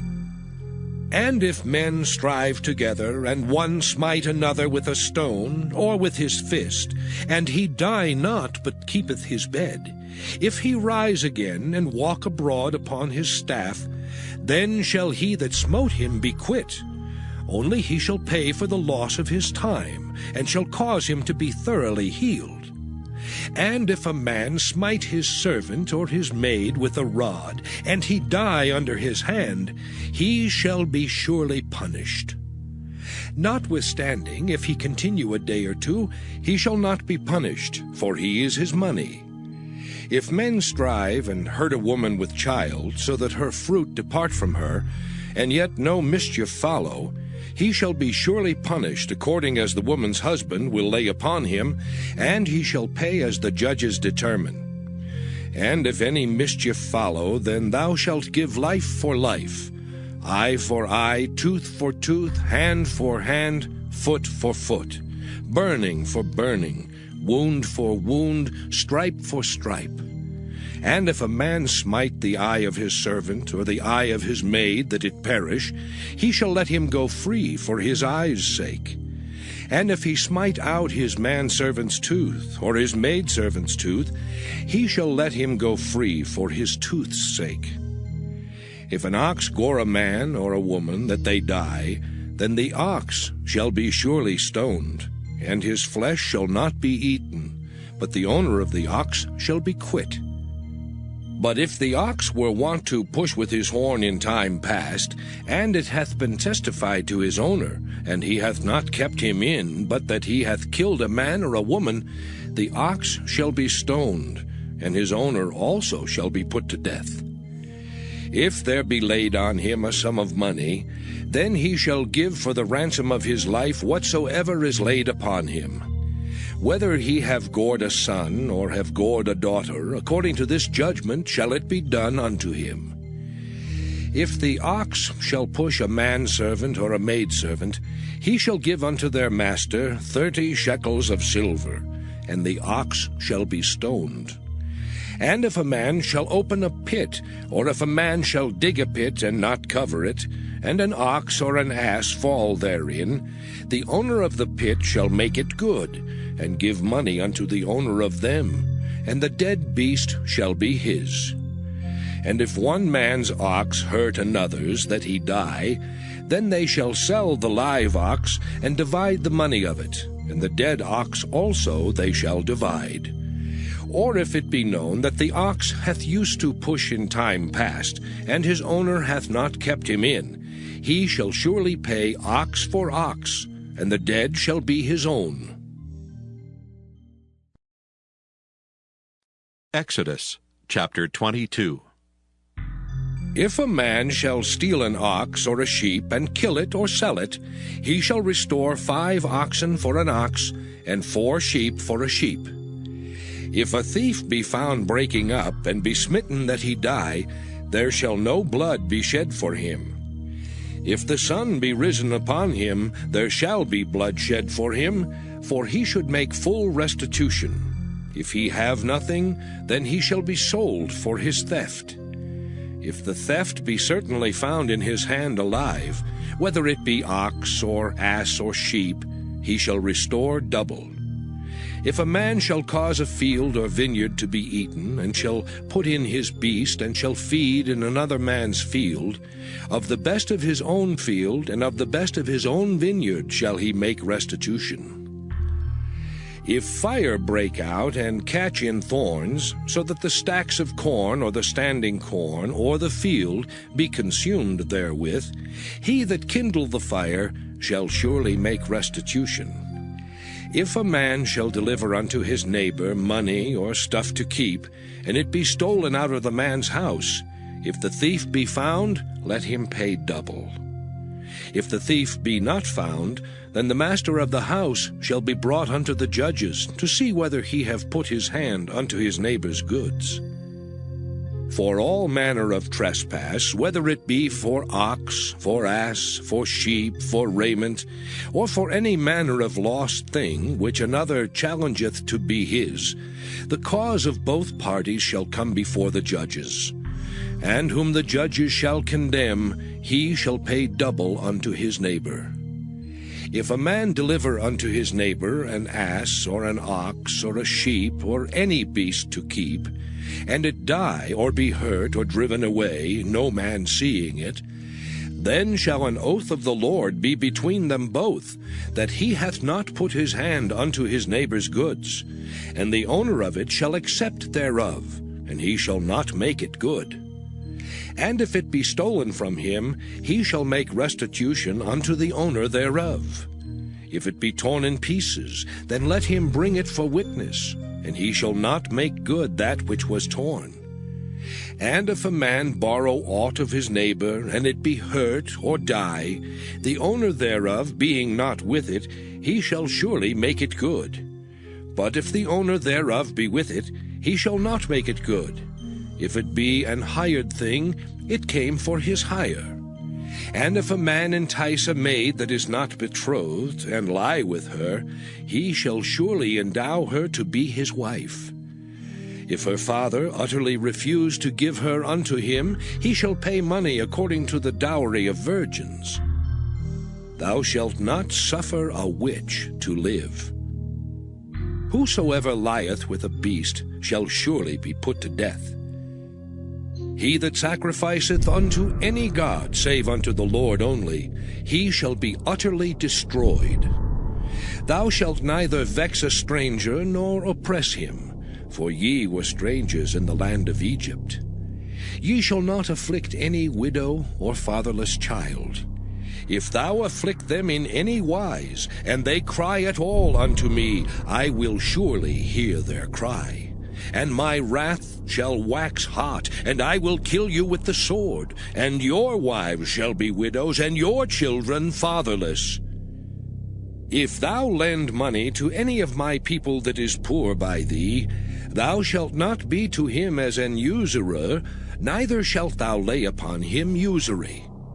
If thou at all take thy neighbor's raiment to pledge, thou shalt deliver it unto him by that the sun goeth down. For that is his covering only, it is his raiment for his skin. Wherein shall he sleep? And it shall come to pass, when he crieth unto me, that I will hear, for I am gracious. Thou shalt not revile the gods, nor curse the ruler of thy people. Thou shalt not delay to offer the first of thy ripe fruits and of thy liquors. The firstborn of thy sons shalt thou give unto me. Likewise shalt thou do with thine oxen and with thy sheep. 7 days it shall be with his dam. On the 8th day thou shalt give it me.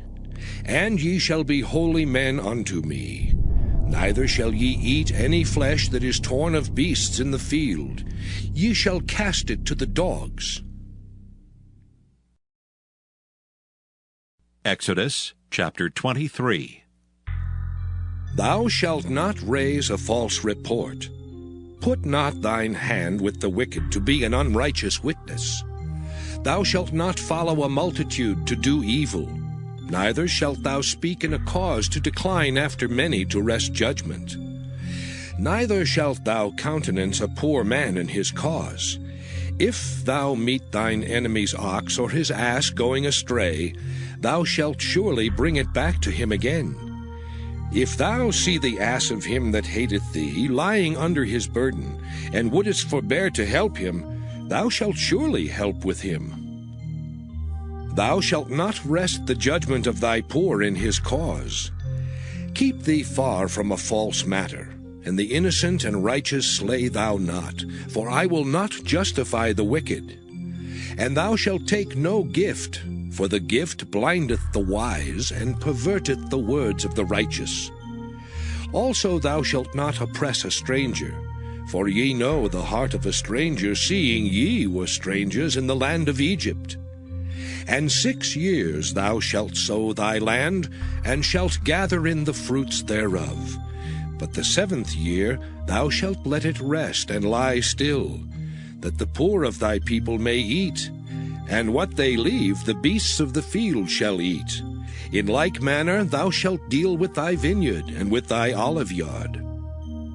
6 days thou shalt do thy work, and on the 7th day thou shalt rest.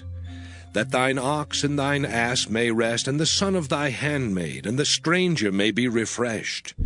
And in all things that I have said unto you be circumspect. And make no mention of the name of other gods, neither let it be heard out of thy mouth. 3 times thou shalt keep a feast unto me in the year.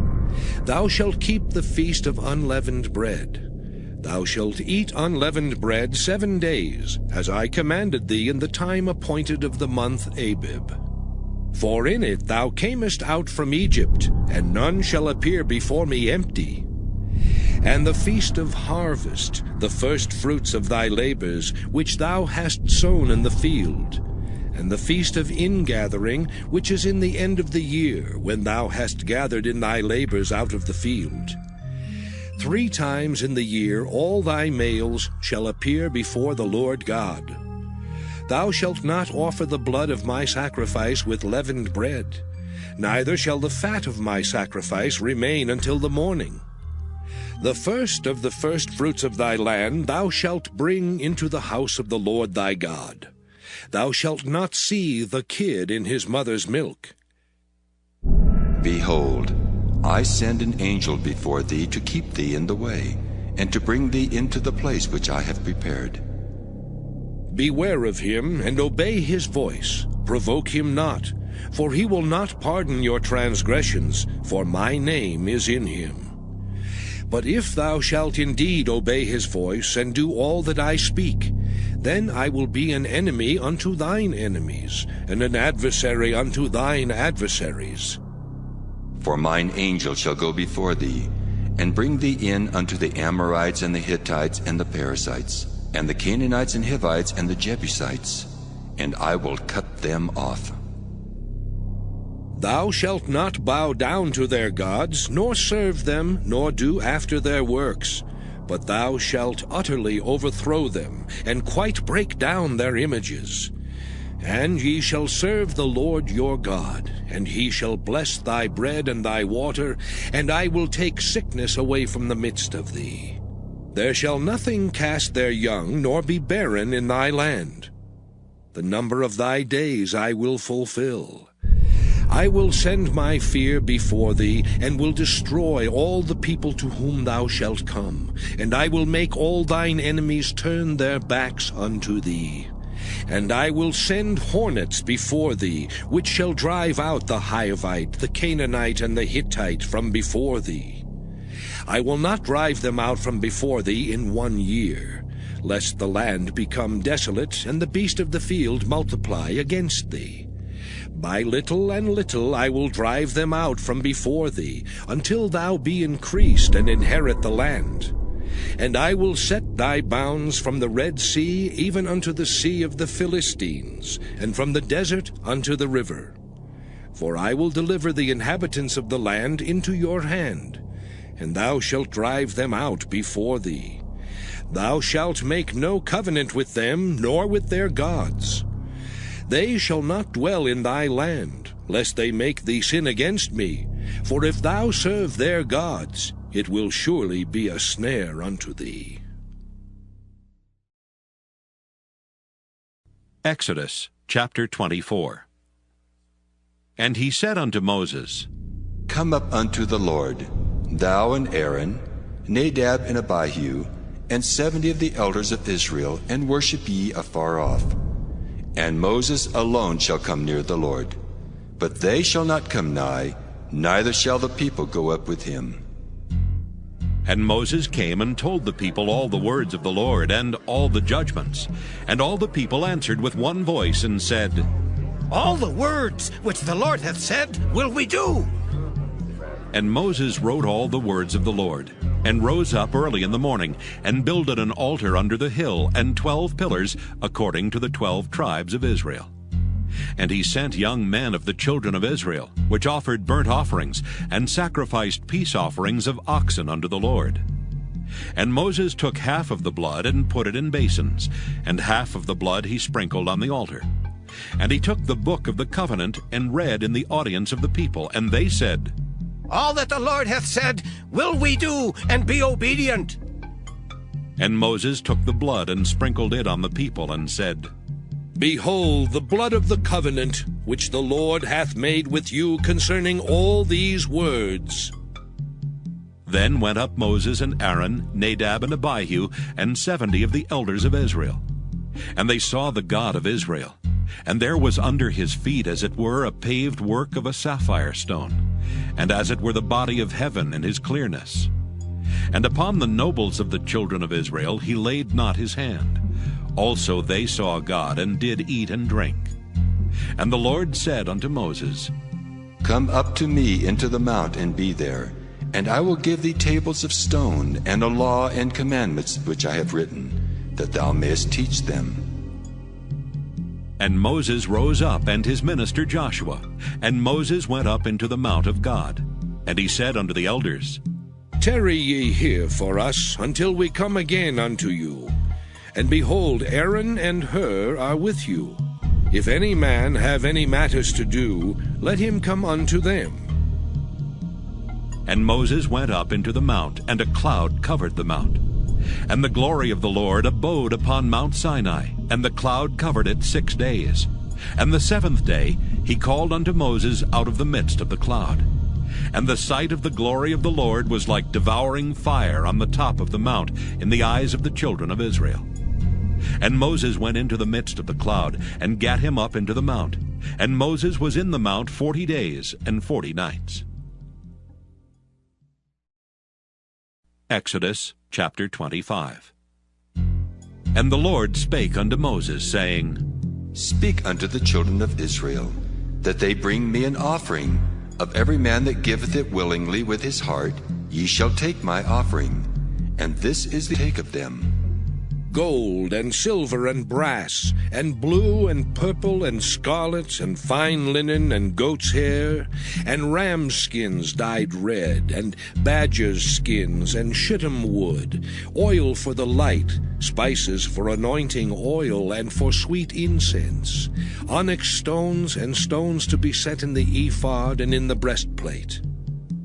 And let them make me a sanctuary, that I may dwell among them, according to all that I show thee, after the pattern of the tabernacle, and the pattern of all the instruments thereof, even so shall ye make it. And they shall make an ark of shittim wood. 2 cubits and a half shall be the length thereof, and 1 cubit and a half the breadth thereof, and 1 cubit and a half the height thereof. And thou shalt overlay it with pure gold, within and without shalt thou overlay it, and shalt make upon it a crown of gold round about. And thou shalt cast 4 rings of gold for it, and put them in the 4 corners thereof, and 2 rings shall be in the one side of it, and 2 rings in the other side of it. And thou shalt make staves of shittim wood, and overlay them with gold. And thou shalt put the staves into the rings by the sides of the ark, that the ark may be borne with them. The staves shall be in the rings of the ark, they shall not be taken from it. And thou shalt put into the ark the testimony which I shall give thee. And thou shalt make a mercy seat of pure gold. 2 cubits and a half shall be the length thereof, and 1 cubit and a half the breadth thereof. And thou shalt make 2 cherubims of gold. Of beaten work shalt thou make them, in the 2 ends of the mercy seat. And make 1 cherub on the one end, and the other cherub on the other end. Even of the mercy seat shall ye make the cherubims on the 2 ends thereof. And the cherubims shall stretch forth their wings on high, covering the mercy seat with their wings, and their faces shall look one to another. Toward the mercy seat shall the faces of the cherubims be. And thou shalt put the mercy seat above upon the ark, and in the ark thou shalt put the testimony that I shall give thee. And there I will meet with thee, and I will commune with thee from above the mercy seat, from between the 2 cherubims which are upon the ark of the testimony, of all things which I will give thee in commandment unto the children of Israel. Thou shalt also make a table of shittim wood. 2 cubits shall be the length thereof, and 1 cubit the breadth thereof, and 1 cubit and a half the height thereof. And thou shalt overlay it with pure gold, and make thereto a crown of gold round about. And thou shalt make unto it a border of an handbreadth round about. And thou shalt make a golden crown to the border thereof round about. And thou shalt make for it 4 rings of gold, and put the rings in the 4 corners that are on the 4 feet thereof. Over against the border shall the rings be for places of the staves to bear the table. And thou shalt make the staves of shittim wood, and overlay them with gold, that the table may be borne with them. And thou shalt make the dishes thereof, and spoons thereof, and covers thereof, and bowls thereof, to cover withal. Of pure gold shalt thou make them. And thou shalt set upon the table showbread before me alway.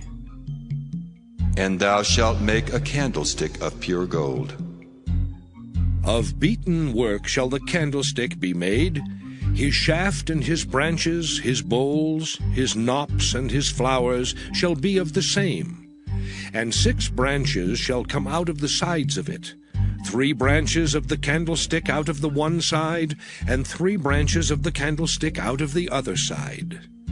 3 bowls made like unto almonds, with a knop and a flower in one branch, and 3 bowls made like almonds in the other branch, with a knop and a flower, so in the 6 branches that come out of the candlestick.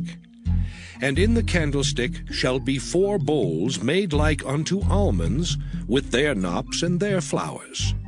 And there shall be a knop under 2 branches of the same, and a knop under 2 branches of the same, and a knop under 2 branches of the same, according to the 6 branches that proceed out of the candlestick.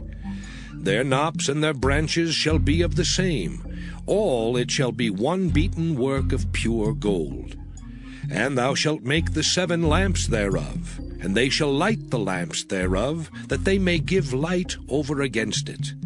And the tongs thereof and the snuff dishes thereof shall be of pure gold. Of a talent of pure gold shall he make it with all these vessels. And look that thou make them after their pattern, which was showed thee in the mount. Exodus chapter 26. Moreover, thou shalt make the tabernacle, with 10 curtains of fine twined linen, and blue, and purple, and scarlet. With cherubims of cunning work shalt thou make them. The length of one curtain shall be 28 cubits, and the breadth of one curtain 4 cubits, and every one of the curtains shall have one measure.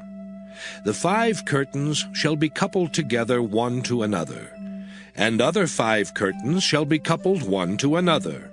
And thou shalt make loops of blue upon the edge of the one curtain from the selvage in the coupling, and likewise shalt thou make in the uttermost edge of another curtain in the coupling of the second.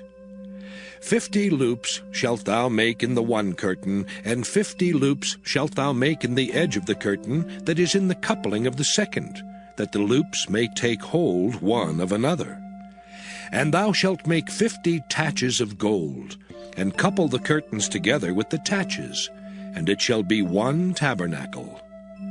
And thou shalt make curtains of goat's hair to be a covering upon the tabernacle. 11 curtains shalt thou make. The length of one curtain shall be 30 cubits, and the breadth of one curtain 4 cubits, and the 11 curtains shall be all of one measure. And thou shalt couple 5 curtains by themselves, and 6 curtains by themselves, and shalt double the 6th curtain in the forefront of the tabernacle. And thou shalt make 50 loops on the edge of the one curtain that is outmost in the coupling, and 50 loops in the edge of the curtain which coupleth the second. And thou shalt make 50 taches of brass, and put the taches into the loops, and couple the tent together, that it may be one. And the remnant that remaineth of the curtains of the tent, the half curtain that remaineth, shall hang over the backside of the tabernacle. And a cubit on the one side, and a cubit on the other side of that which remaineth in the length of the curtains of the tent, it shall hang over the sides of the tabernacle on this side and on that side, to cover it. And thou shalt make a covering for the tent of rams' skins dyed red, and a covering above of badgers' skins. And thou shalt make boards for the tabernacle of shittim wood standing up. 10 cubits shall be the length of a board, and a cubit and a half shall be the breadth of one board. 2 tenons shall there be in one board, set in order one against another. Thus shalt thou make for all the boards of the tabernacle. And thou shalt make the boards for the tabernacle, 20 boards on the south side southward.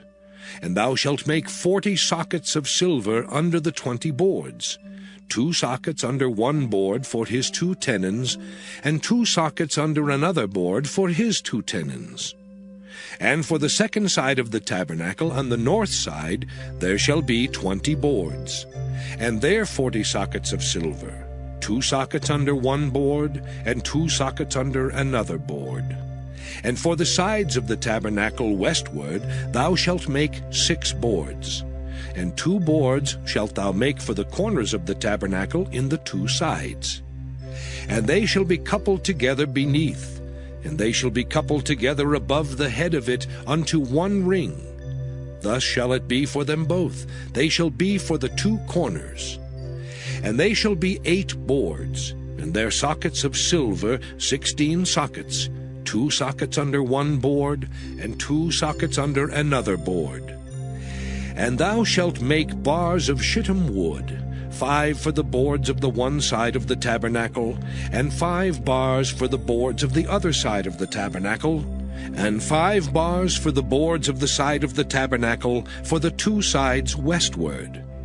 And the middle bar in the midst of the boards shall reach from end to end. And thou shalt overlay the boards with gold, and make their rings of gold for places for the bars. And thou shalt overlay the bars with gold. And thou shalt rear up the tabernacle according to the fashion thereof which was showed thee in the mount. And thou shalt make a veil of blue and purple and scarlet, and fine twined linen of cunning work.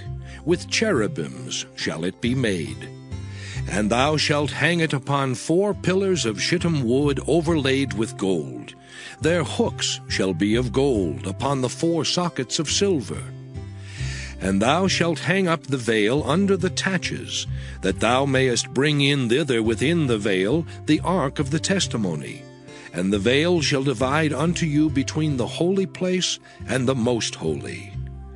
And thou shalt put the mercy seat upon the ark of the testimony in the most holy place.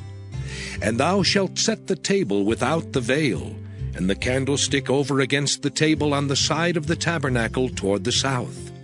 And thou shalt put the table on the north side. And thou shalt make an hanging for the door of the tent of blue and purple and scarlet and fine twined linen, wrought with needlework. And thou shalt make for the hanging 5 pillars of shittim wood, and overlay them with gold, and their hooks shall be of gold. And thou shalt cast 5 sockets of brass for them. Exodus chapter 27. And thou shalt make an altar of shittim wood, 5 cubits long and 5 cubits broad. The altar shall be 4 square, and the height thereof shall be 3 cubits. And thou shalt make the horns of it upon the 4 corners thereof. His horns shall be of the same, and thou shalt overlay it with brass. And thou shalt make his pans to receive his ashes, and his shovels, and his basins, and his flesh hooks, and his fire pans. All the vessels thereof thou shalt make of brass. And thou shalt make for it a grate of network of brass. And upon the net shalt thou make 4 brazen rings in the 4 corners thereof. And thou shalt put it under the compass of the altar beneath, that the net may be even to the midst of the altar. And thou shalt make staves for the altar, staves of shittim wood, and overlay them with brass. And the staves shall be put into the rings, and the staves shall be upon the 2 sides of the altar, to bear it. Hollow with boards shalt thou make it, as it was showed thee in the mount, so shall they make it. And thou shalt make the court of the tabernacle. For the south side southward there shall be hangings for the court of fine twined linen of 100 cubits long for one side. And the 20 pillars thereof and their 20 sockets shall be of brass. The hooks of the pillars and their fillets shall be of silver. And likewise for the north side in length there shall be hangings of 100 cubits long, and his 20 pillars and their 20 sockets of brass, the hooks of the pillars and their fillets of silver. And for the breadth of the court on the west side shall be hangings of 50 cubits, their pillars 10, and their sockets 10. And the breadth of the court on the east side eastward shall be 50 cubits. The hangings of one side of the gate shall be 15 cubits, their pillars 3, and their sockets 3. And on the other side shall be hangings 15 cubits, their pillars 3, and their sockets 3. And for the gate of the court shall be an hanging of 20 cubits, of blue and purple and scarlet and fine twined linen, wrought with needlework. And their pillars shall be 4, and their sockets 4. All the pillars round about the court shall be filleted with silver. Their hooks shall be of silver, and their sockets of brass. The length of the court shall be 100 cubits, and the breadth 50 everywhere, and the height 5 cubits of fine twined linen, and their sockets of brass. All the vessels of the tabernacle in all the service thereof, and all the pins thereof, and all the pins of the court shall be of brass. And thou shalt command the children of Israel that they bring thee pure olive oil beaten for the light, to cause the lamp to burn always. In the tabernacle of the congregation without the veil, which is before the testimony, Aaron and his sons shall order it from evening to morning before the Lord. It shall be a statute forever unto their generations on the behalf of the children of Israel. Exodus chapter 28. And take thou unto thee Aaron thy brother and his sons with him from among the children of Israel, that he may minister unto me in the priest's office. Even Aaron, Nadab and Abihu, Eleazar and Ithamar, Aaron's sons. And thou shalt make holy garments for Aaron thy brother for glory and for beauty.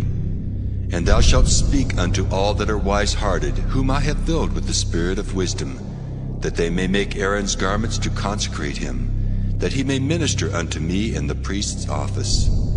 And these are the garments which they shall make: a breastplate, and an ephod, and a robe, and a broidered coat, a mitre, and a girdle.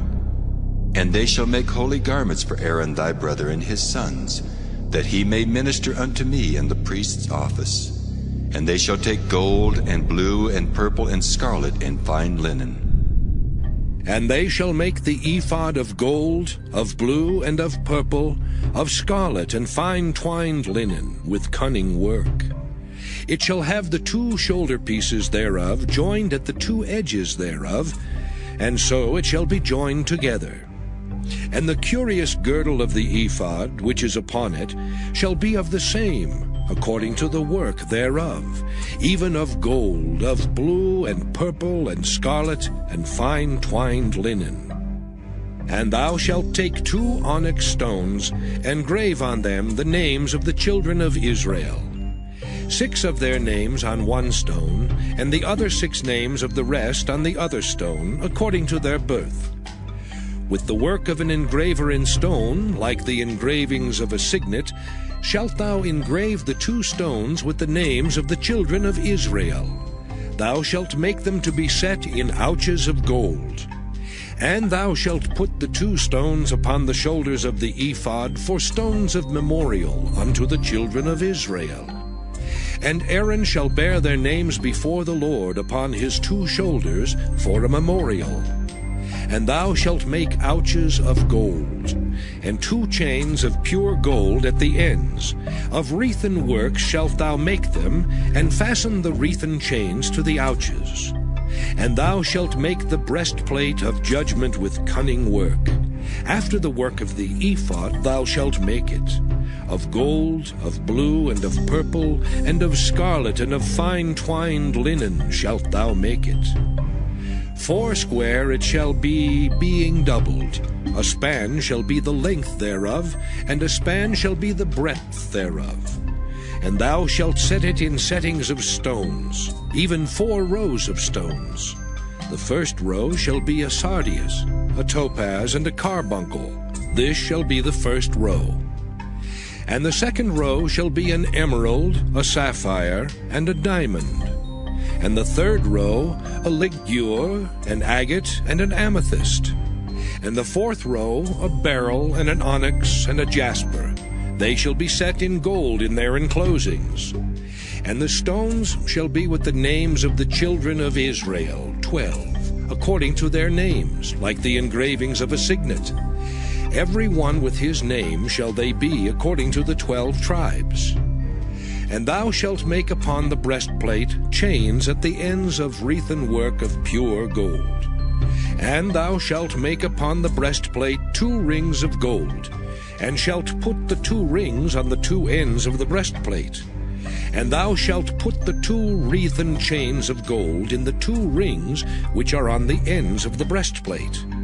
And the other 2 ends of the 2 wreathen chains thou shalt fasten in the 2 ouches, and put them on the shoulder pieces of the ephod before it.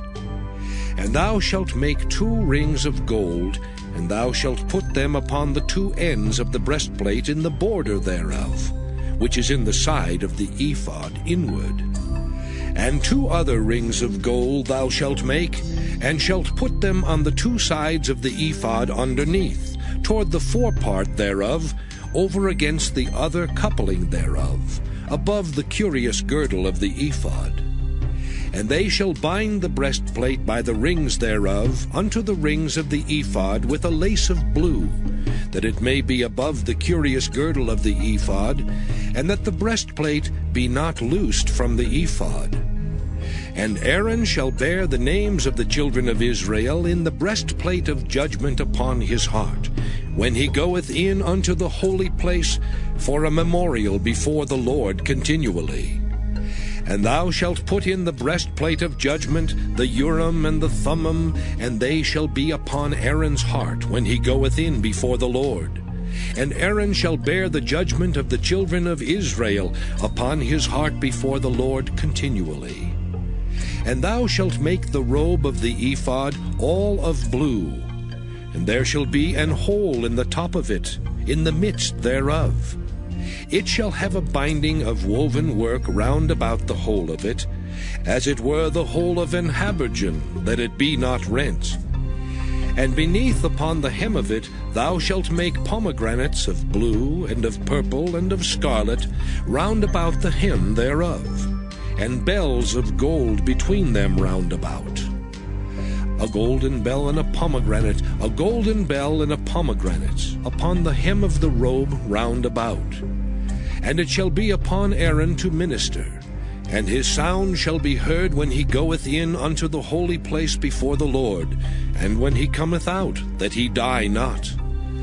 And thou shalt make a plate of pure gold, and grave upon it, like the engravings of a signet, Holiness to the Lord.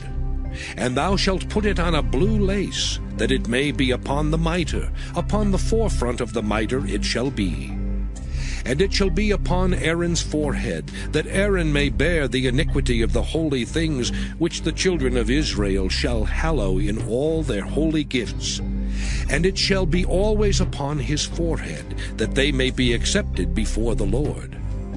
And thou shalt embroider the coat of fine linen, and thou shalt make the mitre of fine linen, and thou shalt make the girdle of needlework.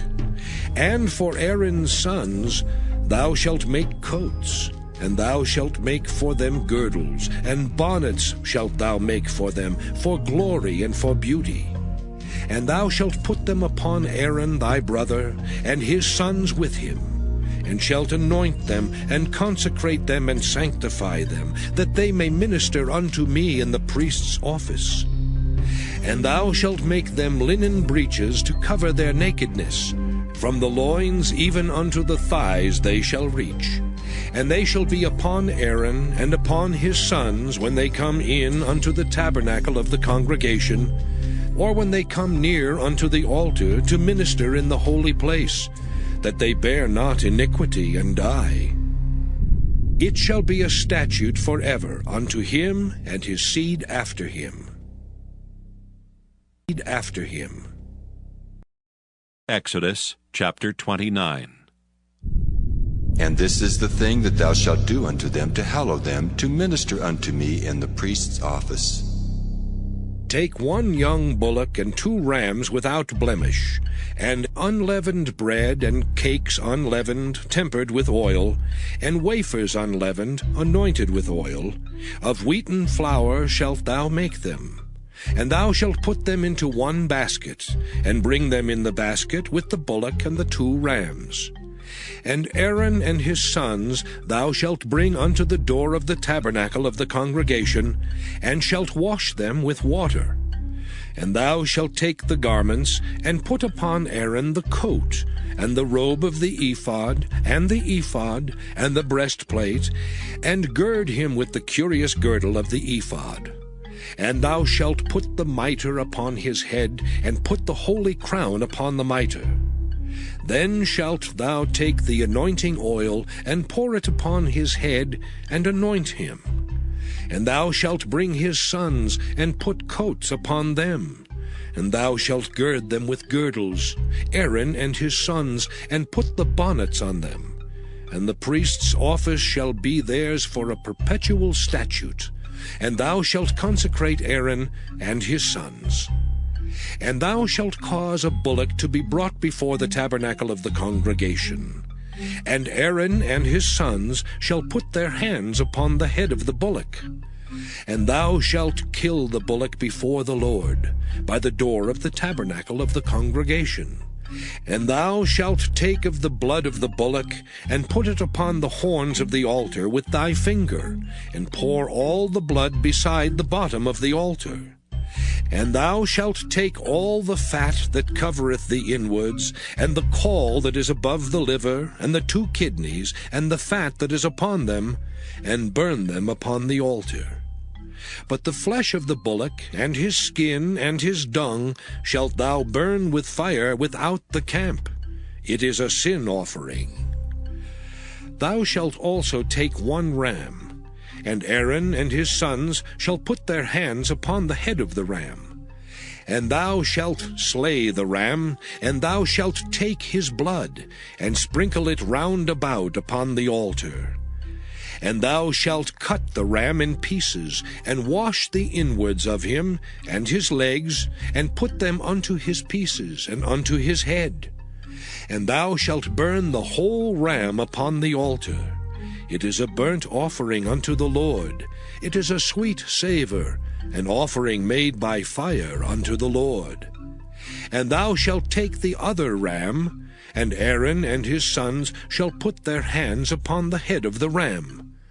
Then shalt thou kill the ram, and take of his blood, and put it upon the tip of the right ear of Aaron, and upon the tip of the right ear of his sons, and upon the thumb of their right hand, and upon the great toe of their right foot, and sprinkle the blood upon the altar round about. And thou shalt take of the blood that is upon the altar, and of the anointing oil, and sprinkle it upon Aaron, and upon his garments, and upon his sons, and upon the garments of his sons with him. And he shall be hallowed, and his garments, and his sons' garments with him. Also thou shalt take of the ram the fat and the rump, and the fat that covereth the inwards, and the caul above the liver, and the 2 kidneys, and the fat that is upon them, and the right shoulder, for it is a ram of consecration. And 1 loaf of bread, and 1 cake of oiled bread, and 1 wafer out of the basket of the unleavened bread that is before the Lord. And thou shalt put all in the hands of Aaron, and in the hands of his sons, and shalt wave them for a wave offering before the Lord. And thou shalt receive them of their hands, and burn them upon the altar for a burnt offering, for a sweet savour before the Lord. It is an offering made by fire unto the Lord. And thou shalt take the breast of the ram of Aaron's consecration, and wave it for a wave offering before the Lord, and it shall be thy part. And thou shalt sanctify the breast of the wave offering, and the shoulder of the heave offering, which is waved and which is heaved up, of the ram of the consecration, even of that which is for Aaron, and of that which is for his sons. And it shall be Aaron's and his sons by a statute forever from the children of Israel. For it is an heave offering, and it shall be an heave offering from the children of Israel of the sacrifice of their peace offerings, even their heave offering unto the Lord. And the holy garments of Aaron shall be his sons after him, to be anointed therein and to be consecrated in them. And that son that is priest in his stead shall put them on 7 days, when he cometh into the tabernacle of the congregation to minister in the holy place.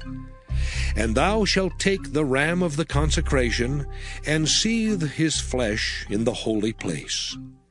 And Aaron and his sons shall eat the flesh of the ram, and the bread that is in the basket by the door of the tabernacle of the congregation.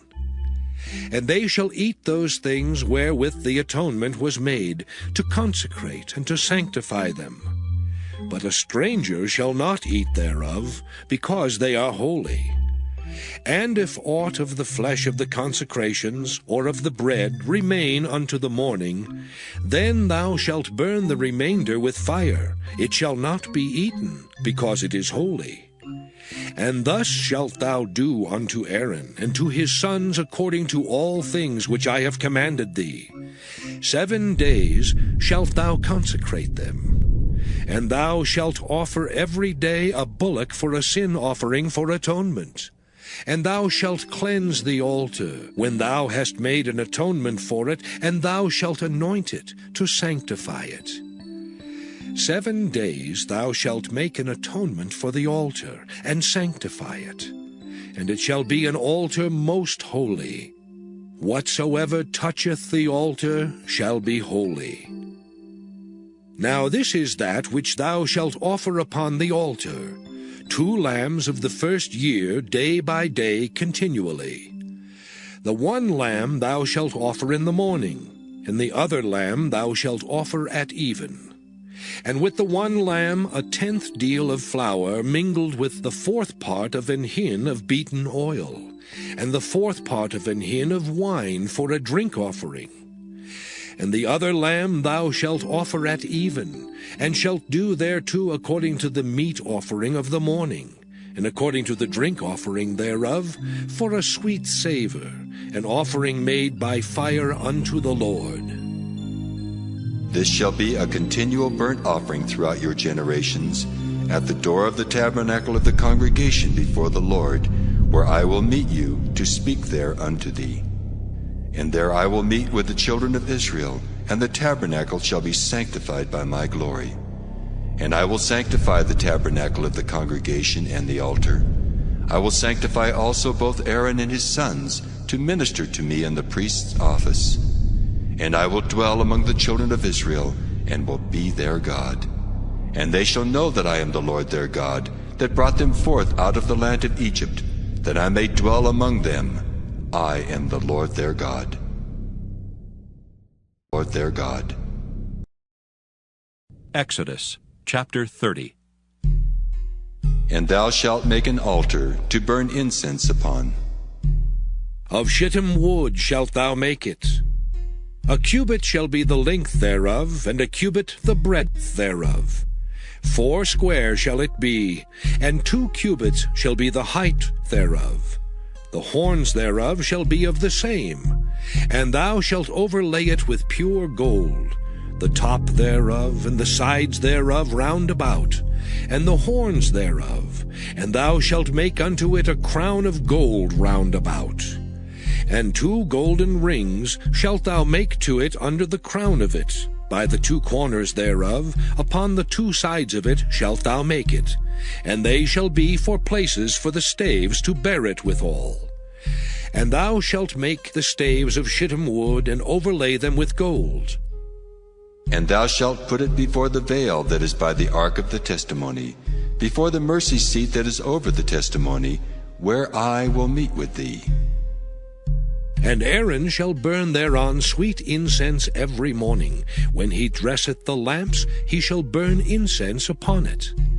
And when Aaron lighteth the lamps at even, he shall burn incense upon it, a perpetual incense before the Lord throughout your generations. Ye shall offer no strange incense thereon, nor burnt sacrifice, nor meat offering. Neither shall ye pour drink offering thereon. And Aaron shall make an atonement upon the horns of it once in a year with the blood of the sin offering of atonements. Once in the year shall he make atonement upon it throughout your generations. It is most holy unto the Lord. And the Lord spake unto Moses, saying, When thou takest the sum of the children of Israel after their number, then shall they give every man a ransom for his soul unto the Lord, when thou numberest them. That there be no plague among them when thou numberest them. This they shall give every one that passeth among them that are numbered, half a shekel after the shekel of the sanctuary. A shekel is 20 gerahs, and half shekel shall be the offering of the Lord. Every one that passeth among them that are numbered, from 20 years old and above, shall give an offering unto the Lord. The rich shall not give more, and the poor shall not give less than half a shekel when they give an offering unto the Lord, to make an atonement for your souls. And thou shalt take the atonement money of the children of Israel, and shalt appoint it for the service of the tabernacle of the congregation, that it may be a memorial unto the children of Israel before the Lord, to make an atonement for your souls. And the Lord spake unto Moses, saying, Thou shalt also make a laver of brass, and his foot also of brass to wash withal. And thou shalt put it between the tabernacle of the congregation and the altar, and thou shalt put water therein. For Aaron and his sons shall wash their hands and their feet thereat. When they go into the tabernacle of the congregation, they shall wash with water, that they die not. Or when they come near to the altar to minister, to burn offering made by fire unto the Lord. So they shall wash their hands and their feet, that they die not. And it shall be a statute forever to them, even to him and to his seed throughout their generations. Moreover the Lord spake unto Moses, saying, Take thou also unto thee principal spices. Of pure myrrh 500 shekels, and of sweet cinnamon half so much, even 250 shekels, and of sweet calamus 250 shekels, and of cassia 500 shekels, after the shekel of the sanctuary, and of oil olive and hin. And thou shalt make it an oil of holy ointment, an ointment compound after the art of the apothecary. It shall be an holy anointing oil. And thou shalt anoint the tabernacle of the congregation therewith, and the ark of the testimony, and the table and all his vessels, and the candlestick and his vessels, and the altar of incense, and the altar of burnt offering with all his vessels, and the laver and his foot. And thou shalt sanctify them, that they may be most holy. Whatsoever toucheth them shall be holy. And thou shalt anoint Aaron and his sons, and consecrate them, that they may minister unto me in the priest's office. And thou shalt speak unto the children of Israel, saying, This shall be an holy anointing oil unto me throughout your generations. Upon man's flesh shall it not be poured, neither shall ye make any other like it, after the composition of it. It is holy, and it shall be holy unto you. Whosoever compoundeth any like it, or whosoever putteth any of it upon a stranger, shall even be cut off from his people. And the Lord said unto Moses, Take unto thee sweet spices, stadke, and onycha, and galbanum. These sweet spices with pure frankincense, of each shall there be a like weight. And thou shalt make it a perfume, a confection after the art of the apothecary, tempered together, pure and holy. And thou shalt beat some of it very small, and put of it before the testimony in the tabernacle of the congregation, where I will meet with thee. It shall be unto you most holy. And as for the perfume which thou shalt make, ye shall not make to yourselves according to the composition thereof. It shall be unto thee holy for the Lord. Whosoever shall make like unto that, to smell thereto, shall even be cut off from his people. Exodus chapter 31. And the Lord spake unto Moses, saying, See, I have called by name Bezaleel, the son of Uri, the son of Hur, of the tribe of Judah. And I have filled him with the Spirit of God, in wisdom and in understanding, and in knowledge and in all manner of workmanship, to devise cunning works, to work in gold and in silver and in brass, and in cutting of stones to set them, and in carving of timber, to work in all manner of workmanship. And I, behold, I have given with him Aholiab, the son of Ahisamach of the tribe of Dan. And in the hearts of all that are wise-hearted, I have put wisdom that they may make all that I have commanded thee. The tabernacle of the congregation, and the ark of the testimony, and the mercy seat that is thereupon, and all the furniture of the tabernacle, and the table and his furniture, and the pure candlestick with all his furniture, and the altar of incense, and the altar of burnt offering with all his furniture, and the laver and his foot, and the cloths of service, and the holy garments for Aaron the priest, and the garments of his sons to minister in the priest's office. And the anointing oil, and sweet incense for the holy place, according to all that I have commanded thee shall they do. And the Lord spake unto Moses, saying, Speak thou also unto the children of Israel, saying, Verily my Sabbaths ye shall keep, for it is a sign between me and you throughout your generations, that ye may know that I am the Lord that doth sanctify you. Ye shall keep the Sabbath therefore, for it is holy unto you. Every one that defileth it shall surely be put to death. For whosoever doeth any work therein, that soul shall be cut off from among his people. 6 days may work be done, but in the 7th is the Sabbath of rest, holy to the Lord.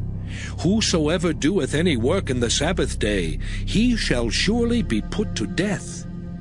Wherefore the children of Israel shall keep the Sabbath, to observe the Sabbath throughout their generations, for a perpetual covenant. It is a sign between me and the children of Israel forever. For in 6 days the Lord made heaven and earth, and on the 7th day he rested, and was refreshed. And he gave unto Moses, when he had made an end of communing with him upon Mount Sinai, 2 tables of testimony, tables of stone, written with the finger of God. Exodus chapter 32. And when the people saw that Moses delayed to come down out of the mount, the people gathered themselves together unto Aaron, and said unto him, Up, make us gods which shall go before us. For as for this Moses, the man that brought us up out of the land of Egypt, we wot not what has become of him. And Aaron said unto them, Break off the golden earrings which are in the ears of your wives, of your sons, and of your daughters, and bring them unto me. And all the people brake off the golden earrings which were in their ears, and brought them unto Aaron. And he received them at their hand, and fashioned it with a graving tool, after he had made it a molten calf. And they said, These be thy gods, O Israel, which brought thee up out of the land of Egypt. And when Aaron saw it, he built an altar before it. And Aaron made proclamation, and said, Tomorrow is a feast to the Lord. And they rose up early on the morrow, and offered burnt offerings, and brought peace offerings. And the people sat down to eat and to drink, and rose up to play. And the Lord said unto Moses, Go, get thee down, for thy people which thou broughtest out of the land of Egypt have corrupted themselves. They have turned aside quickly out of the way which I commanded them. They have made them a molten calf, and have worshipped it, and have sacrificed thereunto, and said, These be thy gods, O Israel, which have brought thee up out of the land of Egypt. And the Lord said unto Moses, I have seen this people, and behold, it is a stiff-necked people. Now therefore let me alone, that my wrath may wax hot against them, and that I may consume them. And I will make of thee a great nation. And Moses besought the Lord his God, and said, Lord, why doth thy wrath wax hot against thy people, which thou hast brought forth out of the land of Egypt with great power and with a mighty hand? Wherefore should the Egyptians speak and say, For mischief did he bring them out, to slay them in the mountains, and to consume them from the face of the earth? Turn from thy fierce wrath, and repent of this evil against thy people. Remember Abraham, Isaac, and Israel, thy servants, to whom thou swarest by thine own self, and saidst unto them, I will multiply your seed as the stars of heaven, and all this land that I have spoken of will I give unto your seed, and they shall inherit it forever. And the Lord repented of the evil which he thought to do unto his people. And Moses turned and went down from the mount, and the 2 tables of the testimony were in his hand. The tables were written on both their sides. On the one side and on the other were they written. And the tables were the work of God, and the writing was the writing of God, graven upon the tables. And when Joshua heard the noise of the people as they shouted, he said unto Moses, There is a noise of war in the camp. And he said, It is not the voice of them that shout for mastery, neither is it the voice of them that cry for being overcome, but the noise of them that sing do I hear. And it came to pass, as soon as he came nigh unto the camp, that he saw the calf and the dancing. And Moses' anger waxed hot, and he cast the tables out of his hands, and brake them beneath the mount. And he took the calf which they had made, and burnt it in the fire, and ground it to powder, and strawed it upon the water, and made the children of Israel drink of it. And Moses said unto Aaron, What did this people unto thee, that thou hast brought so great a sin upon them? And Aaron said, Let not the anger of my Lord wax hot. Thou knowest the people, that they are set on mischief. For they said unto me, Make us gods, which shall go before us. For as for this Moses, the man that brought us up out of the land of Egypt, we wot not what is become of him. And I said unto them, Whosoever hath any gold, let them break it off. So they gave it me. Then I cast it into the fire, and there came out this calf. And when Moses saw that the people were naked, for Aaron had made them naked unto their shame among their enemies, then Moses stood in the gate of the camp and said, Who is on the Lord's side? Let him come unto me. And all the sons of Levi gathered themselves together unto him. And he said unto them, Thus saith the Lord God of Israel, Put every man his sword by his side, and go in and out from gate to gate throughout the camp, and slay every man his brother, and every man his companion, and every man his neighbor.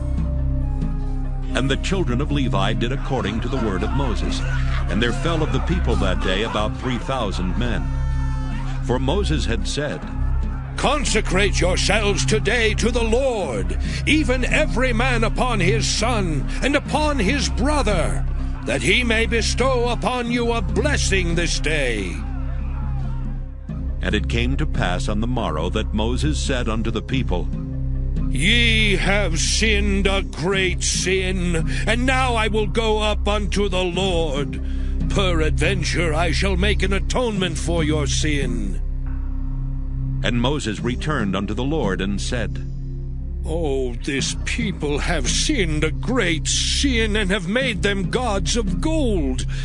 Yet now, if thou wilt forgive their sin, and if not, blot me, I pray thee, out of thy book which thou hast written. And the Lord said unto Moses, Whosoever hath sinned against me, him will I blot out of my book. Therefore now go, lead the people unto the place of which I have spoken unto thee. Behold, mine angel shall go before thee. Nevertheless, in the day when I visit, I will visit their sin upon them. And the Lord plagued the people because they made the calf which Aaron made. Exodus chapter 33. And the Lord said unto Moses, Depart and go up hence, thou and the people which thou hast brought up out of the land of Egypt, unto the land which I swear unto Abraham, to Isaac, and to Jacob, saying, Unto thy seed will I give it. And I will send an angel before thee, and I will drive out the Canaanite, the Amorite, and the Hittite, and the Perizzite, the Hivite, and the Jebusite, unto a land flowing with milk and honey, for I will not go up in the midst of thee, for thou art a stiff-necked people, lest I consume thee in the way. And when the people heard these evil tidings, they mourned, and no man did put on him his ornaments.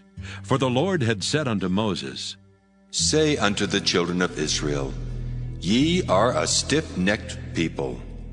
I will come up into the midst of thee in a moment, and consume thee. Therefore now put off thine ornaments from thee, that I may know what to do unto thee. And the children of Israel stripped themselves of their ornaments by the Mount Horeb. And Moses took the tabernacle, and pitched it without the camp, afar off from the camp, and called it the tabernacle of the congregation. And it came to pass that every one which sought the Lord went out unto the tabernacle of the congregation, which was without the camp. And it came to pass, when Moses went out unto the tabernacle, that all the people rose up, and stood every man at his tent door, and looked after Moses until he was gone into the tabernacle. And it came to pass, as Moses entered into the tabernacle, the cloudy pillar descended, and stood at the door of the tabernacle. And the Lord talked with Moses. And all the people saw the cloudy pillar stand at the tabernacle door. And all the people rose up and worshipped, every man in his tent door. And the Lord spake unto Moses face to face, as a man speaketh unto his friend. And he turned again into the camp. But his servant Joshua, the son of Nun, a young man, departed not out of the tabernacle. And Moses said unto the Lord, See, thou sayest unto me, Bring up this people, and thou hast not let me know whom thou wilt send with me. Yet thou hast said, I know thee by name, and thou hast also found grace in my sight.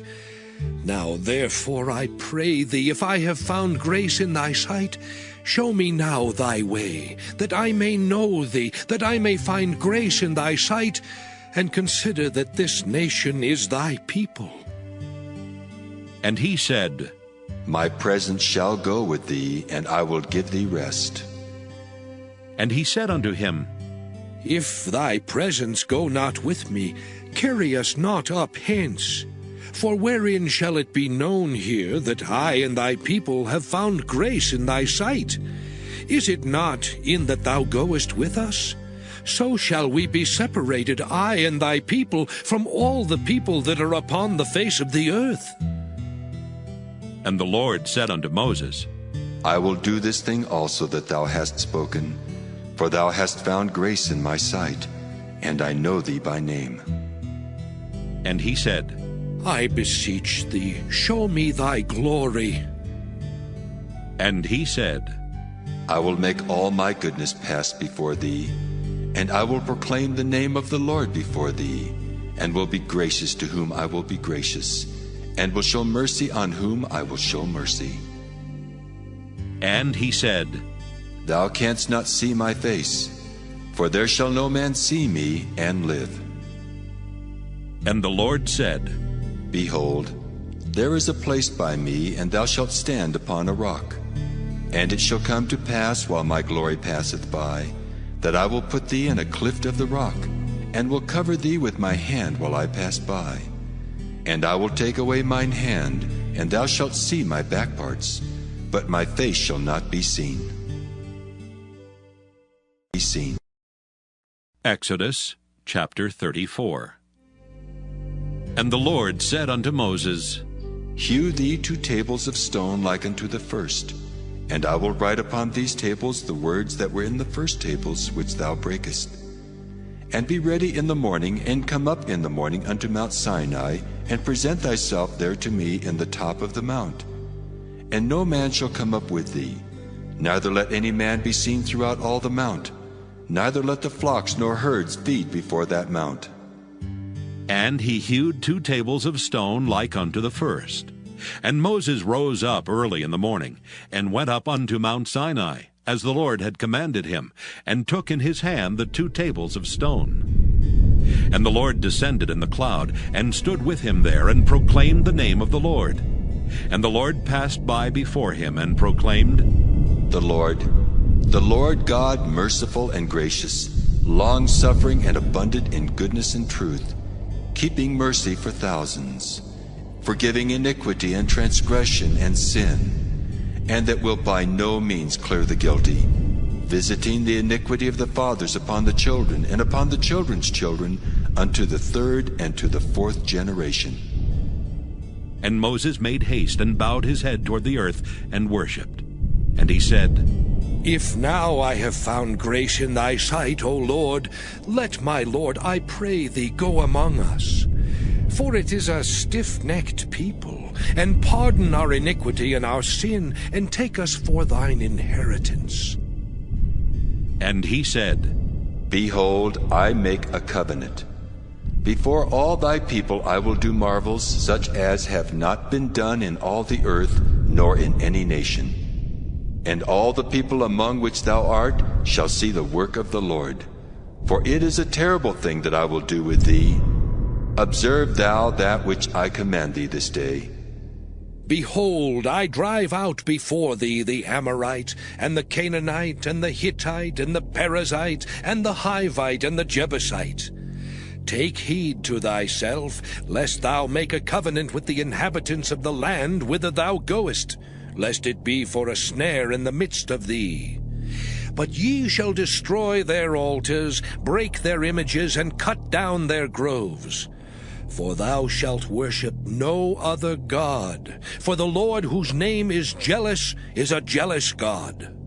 Lest thou make a covenant with the inhabitants of the land, and they go a-whoring after their gods, and do sacrifice unto their gods, and one call thee, and thou eat of his sacrifice.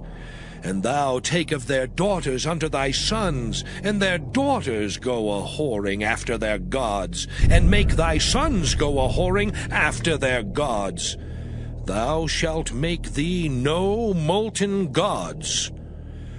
The feast of unleavened bread shalt thou keep. 7 days thou shalt eat unleavened bread, as I commanded thee in the time of the month Abib. For in the month Abib thou camest out from Egypt.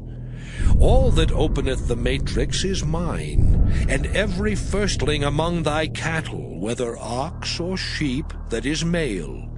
But the firstling of an ass thou shalt redeem with a lamb.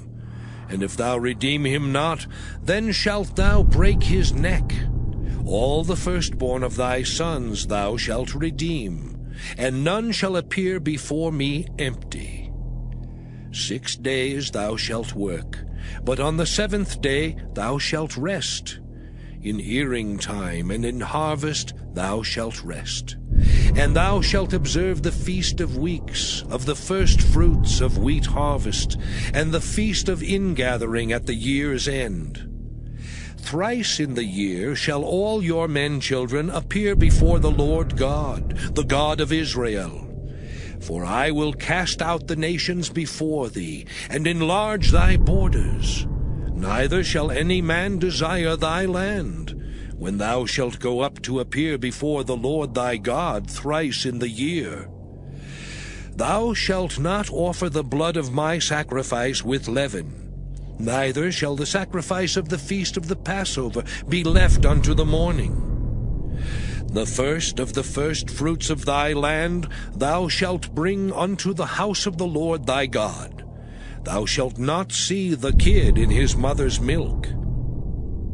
And the Lord said unto Moses, Write thou these words, for after the tenor of these words I have made a covenant with thee and with Israel. And he was there with the Lord 40 days and 40 nights. He did neither eat bread nor drink water. And he wrote upon the tables the words of the covenant, the 10 commandments. And it came to pass, when Moses came down from Mount Sinai with the 2 tables of testimony in Moses' hand, when he came down from the mount, that Moses wist not that the skin of his face shone while he talked with him. And when Aaron and all the children of Israel saw Moses, behold, the skin of his face shone, and they were afraid to come nigh him. And Moses called unto them, and Aaron and all the rulers of the congregation returned unto him, and Moses talked with them.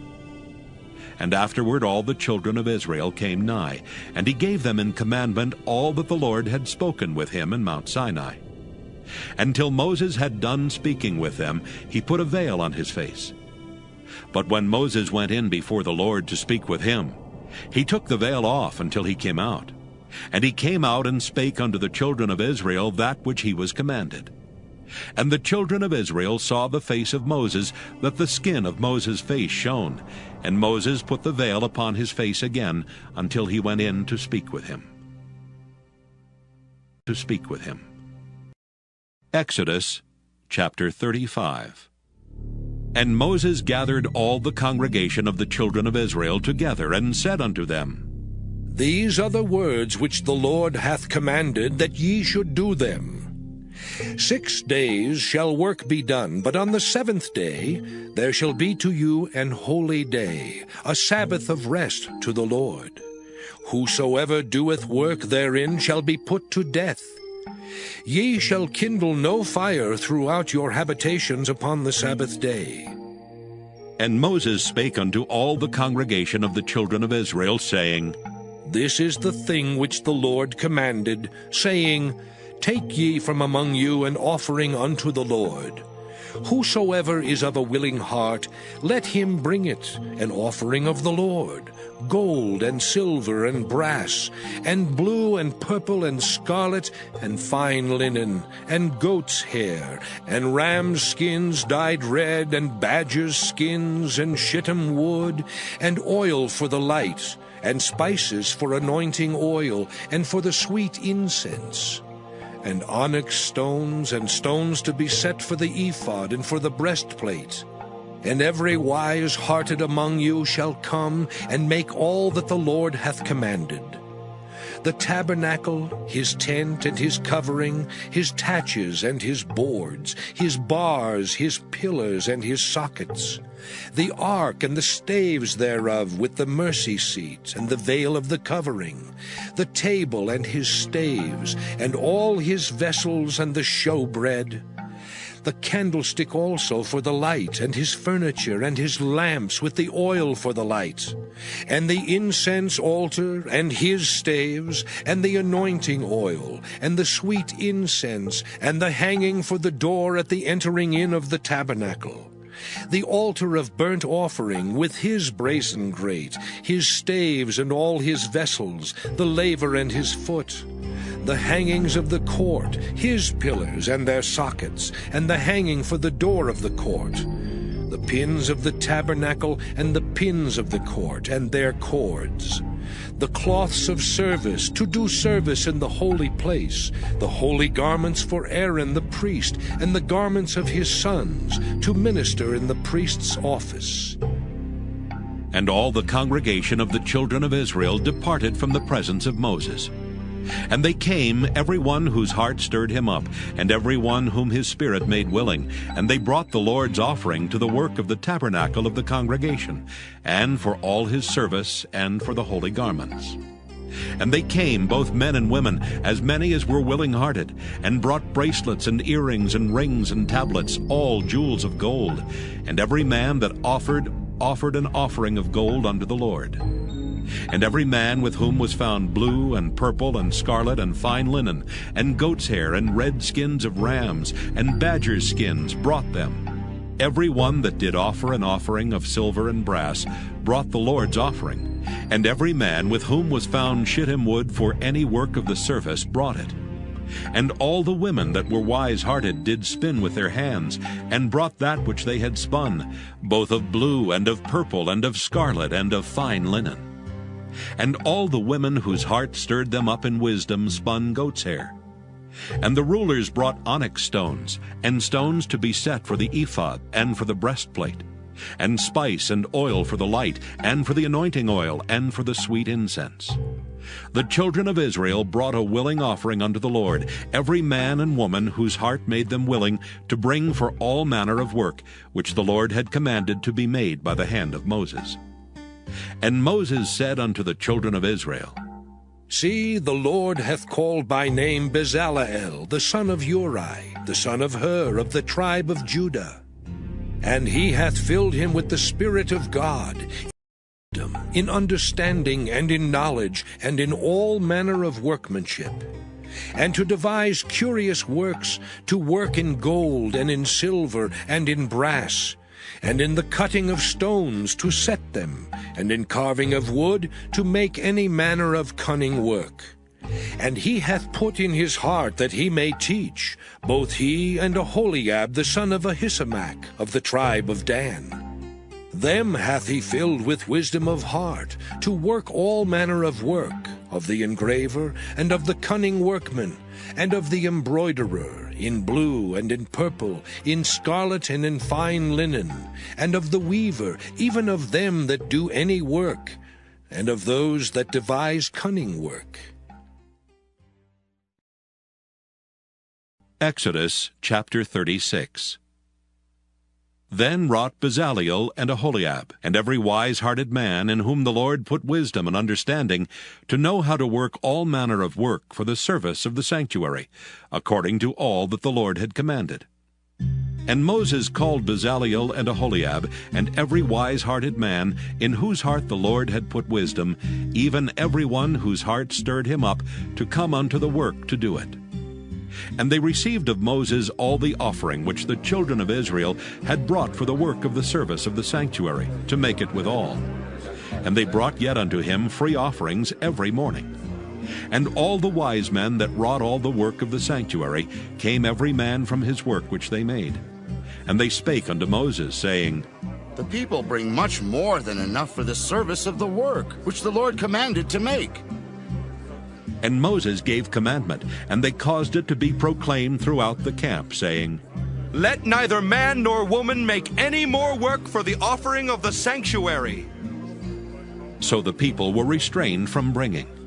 For the stuff they had was sufficient for all the work to make it, and too much. And every wise-hearted man among them that wrought the work of the tabernacle made 10 curtains of fine twined linen, and blue and purple and scarlet. With cherubims of cunning work made he them. The length of one curtain was 28 cubits, and the breadth of one curtain 4 cubits. The curtains were all of one size. And he coupled the 5 curtains one unto another, and the other 5 curtains he coupled one unto another. And he made loops of blue on the edge of one curtain from the selvage in the coupling. Likewise he made in the uttermost side of another curtain in the coupling of the second. 50 loops made he in one curtain, and 50 loops made he in the edge of the curtain which was in the coupling of the second. The loops held one curtain to another. And he made 50 taches of gold, and coupled the curtains one unto another with the taches. So it became one tabernacle. And he made curtains of goat's hair for the tent over the tabernacle. 11 curtains he made them. The length of one curtain was 30 cubits, and 4 cubits was the breadth of one curtain. The 11 curtains were of one size. And he coupled 5 curtains by themselves, and 6 curtains by themselves. And he made 50 loops upon the uttermost edge of the curtain in the coupling, and 50 loops made he upon the edge of the curtain which coupleth the second. And he made 50 taches of brass to couple the tent together, that it might be one. And he made a covering for the tent of rams' skins dyed red, and a covering of badgers' skins above that. And he made boards for the tabernacle of shittim wood standing up. The length of a board was 10 cubits, and the breadth of a board 1 cubit and a half. One board had 2 tenons, equally distant from one another. Thus did he make for all the boards of the tabernacle. And he made boards for the tabernacle, 20 boards for the south side southward.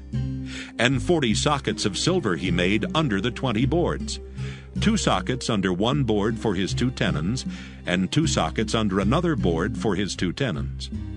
And for the other side of the tabernacle, which is toward the north corner, he made 20 boards, and there 40 sockets of silver, 2 sockets under one board and 2 sockets under another board. And for the sides of the tabernacle westward he made 6 boards, and 2 boards made he for the corners of the tabernacle in the 2 sides. And they were coupled beneath and coupled together at the head thereof to one ring.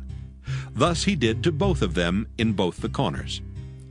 And there were 8 boards, and their sockets were 16 sockets of silver, under every board 2 sockets.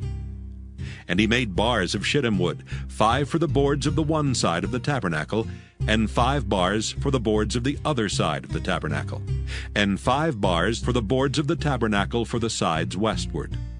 And he made the middle bar to shoot through the boards from the one end to the other. And he overlaid the boards with gold, and made their rings of gold to be places for the bars, and overlaid the bars with gold.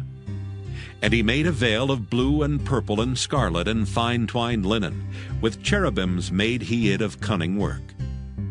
And he made thereunto 4 pillars of shittim wood, and overlaid them with gold. Their hooks were of gold, and he cast for them 4 sockets of silver. And he made an hanging for the tabernacle door of blue and purple and scarlet and fine twined linen of needlework. And the 5 pillars of it with their hooks, and he overlaid their chapiters and their fillets with gold. But their 5 sockets were of brass. Exodus chapter 37. And Bezaleel made the ark of shittim wood. 2 cubits and a half was the length of it, and 1 cubit and a half the breadth of it, and 1 cubit and a half the height of it. And he overlaid it with pure gold within and without, and made a crown of gold to it round about.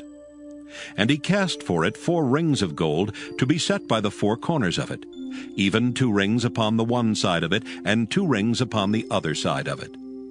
And he made staves of shittim wood, and overlaid them with gold. And he put the staves into the rings by the sides of the ark, to bear the ark. And he made the mercy seat of pure gold. 2 cubits and a half was the length thereof, and 1 cubit and a half the breadth thereof. And he made 2 cherubims of gold. Beaten out of one piece made he them, on the 2 ends of the mercy seat. 1 cherub on the end on this side, and another cherub on the other end on that side. Out of the mercy seat made he the cherubims on the 2 ends thereof. And the cherubims spread out their wings on high, and covered with their wings over the mercy seat, with their faces one to another. Even to the mercy seatward were the faces of the cherubims. And he made the table of shittim wood. 2 cubits was the length thereof, and 1 cubit the breadth thereof, and 1 cubit and a half the height thereof. And he overlaid it with pure gold, and made thereunto a crown of gold round about. Also he made thereunto a border of an handbreadth round about, and made a crown of gold for the border thereof round about. And he cast for it 4 rings of gold, and put the rings upon the 4 corners that were in the 4 feet thereof. Over against the border were the rings, the places for the staves to bear the table. And he made the staves of shittim wood, and overlaid them with gold to bear the table. And he made the vessels which were upon the table, his dishes and his spoons and his bowls, and his covers to cover withal of pure gold. And he made the candlestick of pure gold. Of beaten work made he the candlestick. His shaft and his branch, his bowls, his knops and his flowers were of the same. And 6 branches going out of the sides thereof. 3 branches of the candlestick out of the one side thereof, and 3 branches of the candlestick out of the other side thereof. 3 bowls made after the fashion of almonds in one branch, a knop and a flower. And 3 bowls made like almonds in another branch, a knop and a flower. So throughout the 6 branches going out of the candlestick. And in the candlestick were 4 bowls made like almonds, his knops and his flowers. And a knop under 2 branches of the same, and a knop under 2 branches of the same, and a knop under 2 branches of the same, according to the 6 branches going out of it. Their knops and their branches were of the same, all of it was one beaten work of pure gold. And he made his 7 lamps, and his snuffers, and his snuff dishes of pure gold. Of a talent of pure gold made he it, and all the vessels thereof. And he made the incense altar of shittim wood. The length of it was a cubit, and the breadth of it a cubit. It was 4 square, and 2 cubits was the height of it. The horns thereof were of the same. And he overlaid it with pure gold, both the top of it and the sides thereof round about, and the horns of it. Also he made unto it a crown of gold round about. And he made 2 rings of gold for it under the crown thereof, by the 2 corners of it, upon the 2 sides thereof, to be places for the staves to bear it withal. And he made the staves of shittim wood, and overlaid them with gold. And he made the holy anointing oil, and the pure incense of sweet spices, according to the work of the apothecary. Exodus chapter 38. And he made the altar of burnt offering of shittim wood. 5 cubits was the length thereof, and 5 cubits the breadth thereof. It was 4 square, and 3 cubits the height thereof. And he made the horns thereof on the 4 corners of it. The horns thereof were of the same, and he overlaid it with brass. And he made all the vessels of the altar, the pots and the shovels and the basins and the flesh hooks and the fire pans. All the vessels thereof made he of brass. And he made for the altar a brazen grate of network under the compass thereof, beneath unto the midst of it. And he cast 4 rings for the 4 ends of the grate of brass, to be places for the staves. And he made the staves of shittim wood, and overlaid them with brass. And he put the staves into the rings on the sides of the altar, to bear it withal. He made the altar hollow with boards.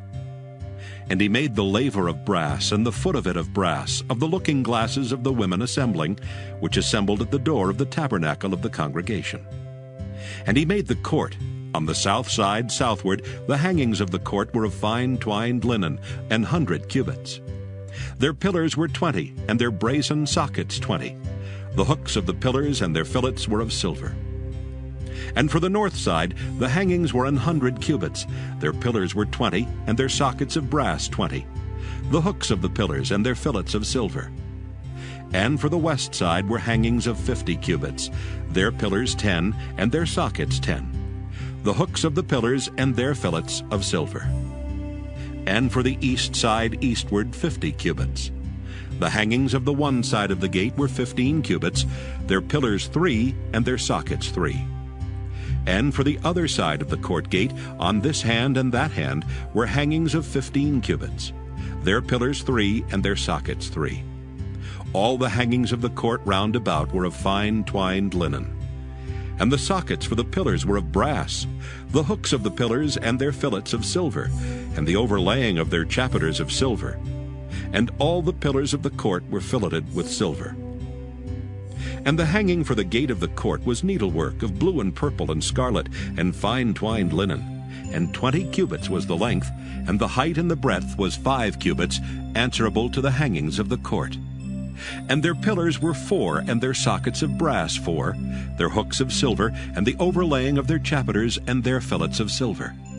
And all the pins of the tabernacle and of the court round about were of brass. This is the sum of the tabernacle, even of the tabernacle of testimony, as it was counted, according to the commandment of Moses, for the service of the Levites, by the hand of Ithamar, son to Aaron the priest. And Bezalel, the son of Uri, the son of Hur, of the tribe of Judah, made all that the Lord commanded Moses. And with him was Aholiab, son of Ahisamach, of the tribe of Dan, an engraver, and a cunning workman, and an embroiderer in blue and in purple and in scarlet and fine linen. All the gold that was occupied for the work and all the work of the holy place, even the gold of the offering, was 29 talents and 730 shekels, after the shekel of the sanctuary. And the silver of them that were numbered of the congregation was 100 talents, and 1,760 shekels, after the shekel of the sanctuary. A beka for every man, that is, half a shekel, after the shekel of the sanctuary, for every one that went to be numbered, from 20 years old and upward, for 600,000 and 3,550 men. And of the 100 talents of silver were cast the sockets of the sanctuary and the sockets of the veil, 100 sockets of the 100 talents, a talent for a socket. And of the 1,775 shekels, he made hooks for the pillars, and overlaid their chapiters, and filleted them. And the brass of the offering was 70 talents, and 2,400 shekels.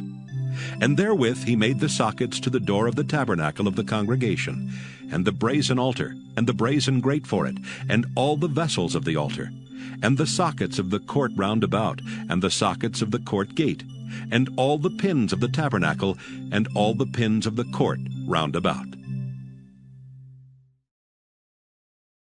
Exodus chapter 39.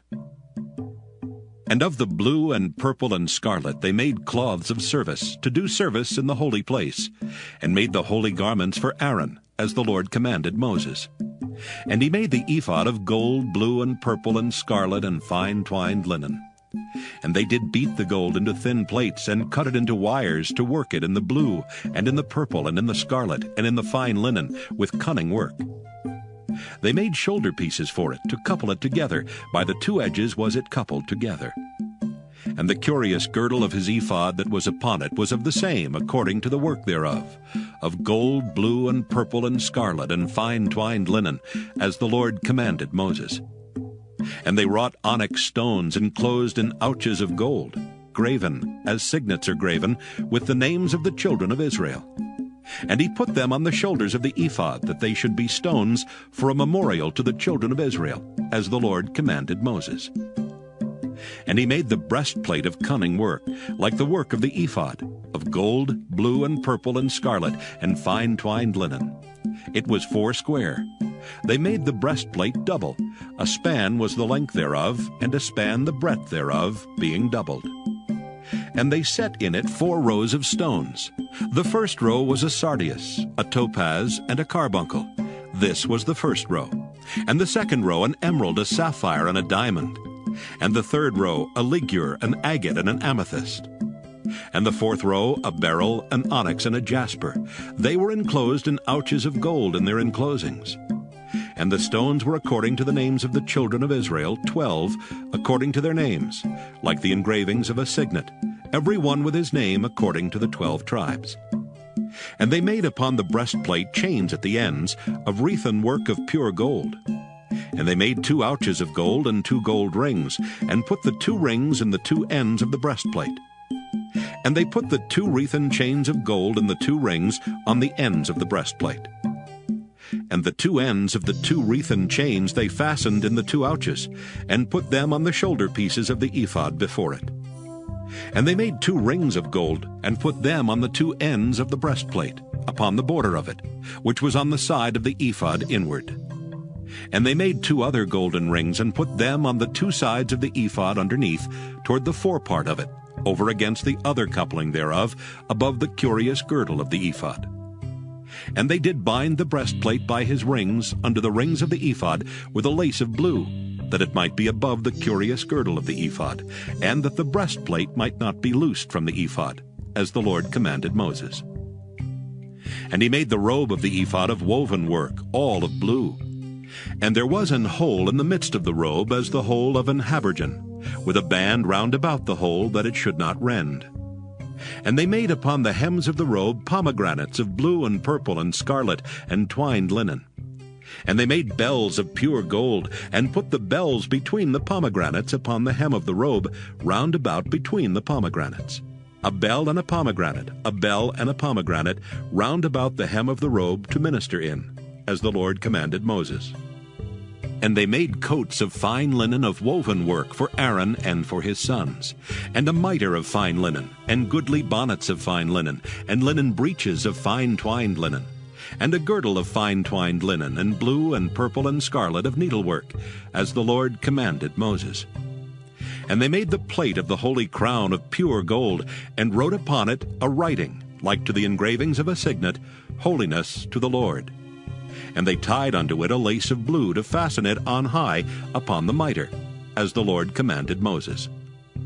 Thus was all the work of the tabernacle of the tent of the congregation finished. And the children of Israel did according to all that the Lord commanded Moses, so did they. And they brought the tabernacle unto Moses, the tent and all his furniture, his taches, his boards, his bars, and his pillars, and his sockets. And the covering of ram skins dyed red, and the covering of badger skins, and the veil of the covering, the ark of the testimony, and the staves thereof, and the mercy seat, the table and all the vessels thereof, and the showbread, the pure candlestick, with the lamps thereof, even with the lamps to be set in order, and all the vessels thereof, and the oil for light, and the golden altar, and the anointing oil, and the sweet incense, and the hanging for the tabernacle door, the brazen altar and his grate of brass, his staves and all his vessels, the laver and his foot, the hangings of the court, his pillars and his sockets, and the hanging for the court gate, his cords and his pins, and all the vessels of the service of the tabernacle for the tent of the congregation, the cloths of service to do service in the holy place, and the holy garments for Aaron the priest, and his sons' garments, to minister in the priest's office. According to all that the Lord commanded Moses, so the children of Israel made all the work. And Moses did look upon all the work, and behold, they had done it as the Lord had commanded, even so had they done it. And Moses blessed them. Exodus chapter 40. And the Lord spake unto Moses, saying, On the first day of the first month shalt thou set up the tabernacle of the tent of the congregation. And thou shalt put therein the ark of the testimony, and cover the ark with the veil. And thou shalt bring in the table, and set in order the things that are to be set in order upon it. And thou shalt bring in the candlestick, and light the lamps thereof. And thou shalt set the altar of gold for the incense before the ark of the testimony, and put the hanging of the door to the tabernacle. And thou shalt set the altar of the burnt offering before the door of the tabernacle of the tent of the congregation. And thou shalt set the laver between the tent of the congregation and the altar, and shalt put water therein. And thou shalt set up the court round about, and hang up the hanging at the court gate. And thou shalt take the anointing oil, and anoint the tabernacle and all that is therein, and shalt hallow it and all the vessels thereof, and it shall be holy. And thou shalt anoint the altar of the burnt offering, and all his vessels, and sanctify the altar, and it shall be an altar most holy. And thou shalt anoint the laver and his foot, and sanctify it. And thou shalt bring Aaron and his sons unto the door of the tabernacle of the congregation, and wash them with water.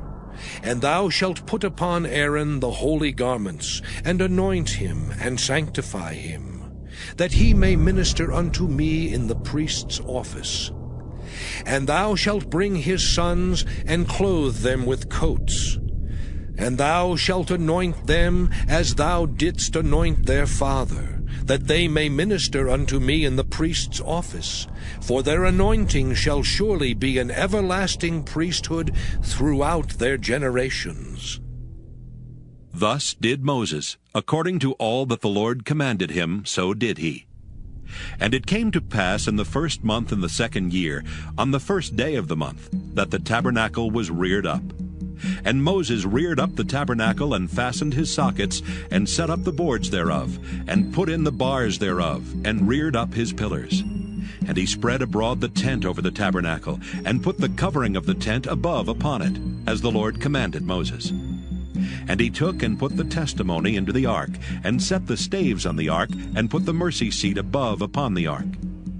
And he brought the ark into the tabernacle, and set up the veil of the covering, and covered the ark of the testimony, as the Lord commanded Moses. And he put the table in the tent of the congregation upon the side of the tabernacle northward without the veil. And he set the bread in order upon it before the Lord, as the Lord had commanded Moses. And he put the candlestick in the tent of the congregation over against the table on the side of the tabernacle southward. And he lighted the lamps before the Lord, as the Lord commanded Moses. And he put the golden altar in the tent of the congregation before the veil. And he burnt sweet incense thereon, as the Lord commanded Moses. And he set up the hanging at the door of the tabernacle. And he put the altar of burnt offering by the door of the tabernacle of the tent of the congregation, and offered upon it the burnt offering and the meat offering, as the Lord commanded Moses. And he set the laver between the tent of the congregation and the altar, and put water there to wash withal. And Moses and Aaron and his sons washed their hands and their feet thereat. When they went into the tent of the congregation, and when they came near unto the altar, they washed, as the Lord commanded Moses. And he reared up the court round about the tabernacle and the altar, and set up the hanging of the court gate. So Moses finished the work. Then a cloud covered the tent of the congregation, and the glory of the Lord filled the tabernacle. And Moses was not able to enter into the tent of the congregation, because the cloud abode thereon, and the glory of the Lord filled the tabernacle. And when the cloud was taken up from over the tabernacle, the children of Israel went onward in all their journeys. But if the cloud were not taken up, then they journeyed not till the day that it was taken up. For the cloud of the Lord was upon the tabernacle by day, and fire was on it by night, in the sight of all the house of Israel, throughout all their journeys.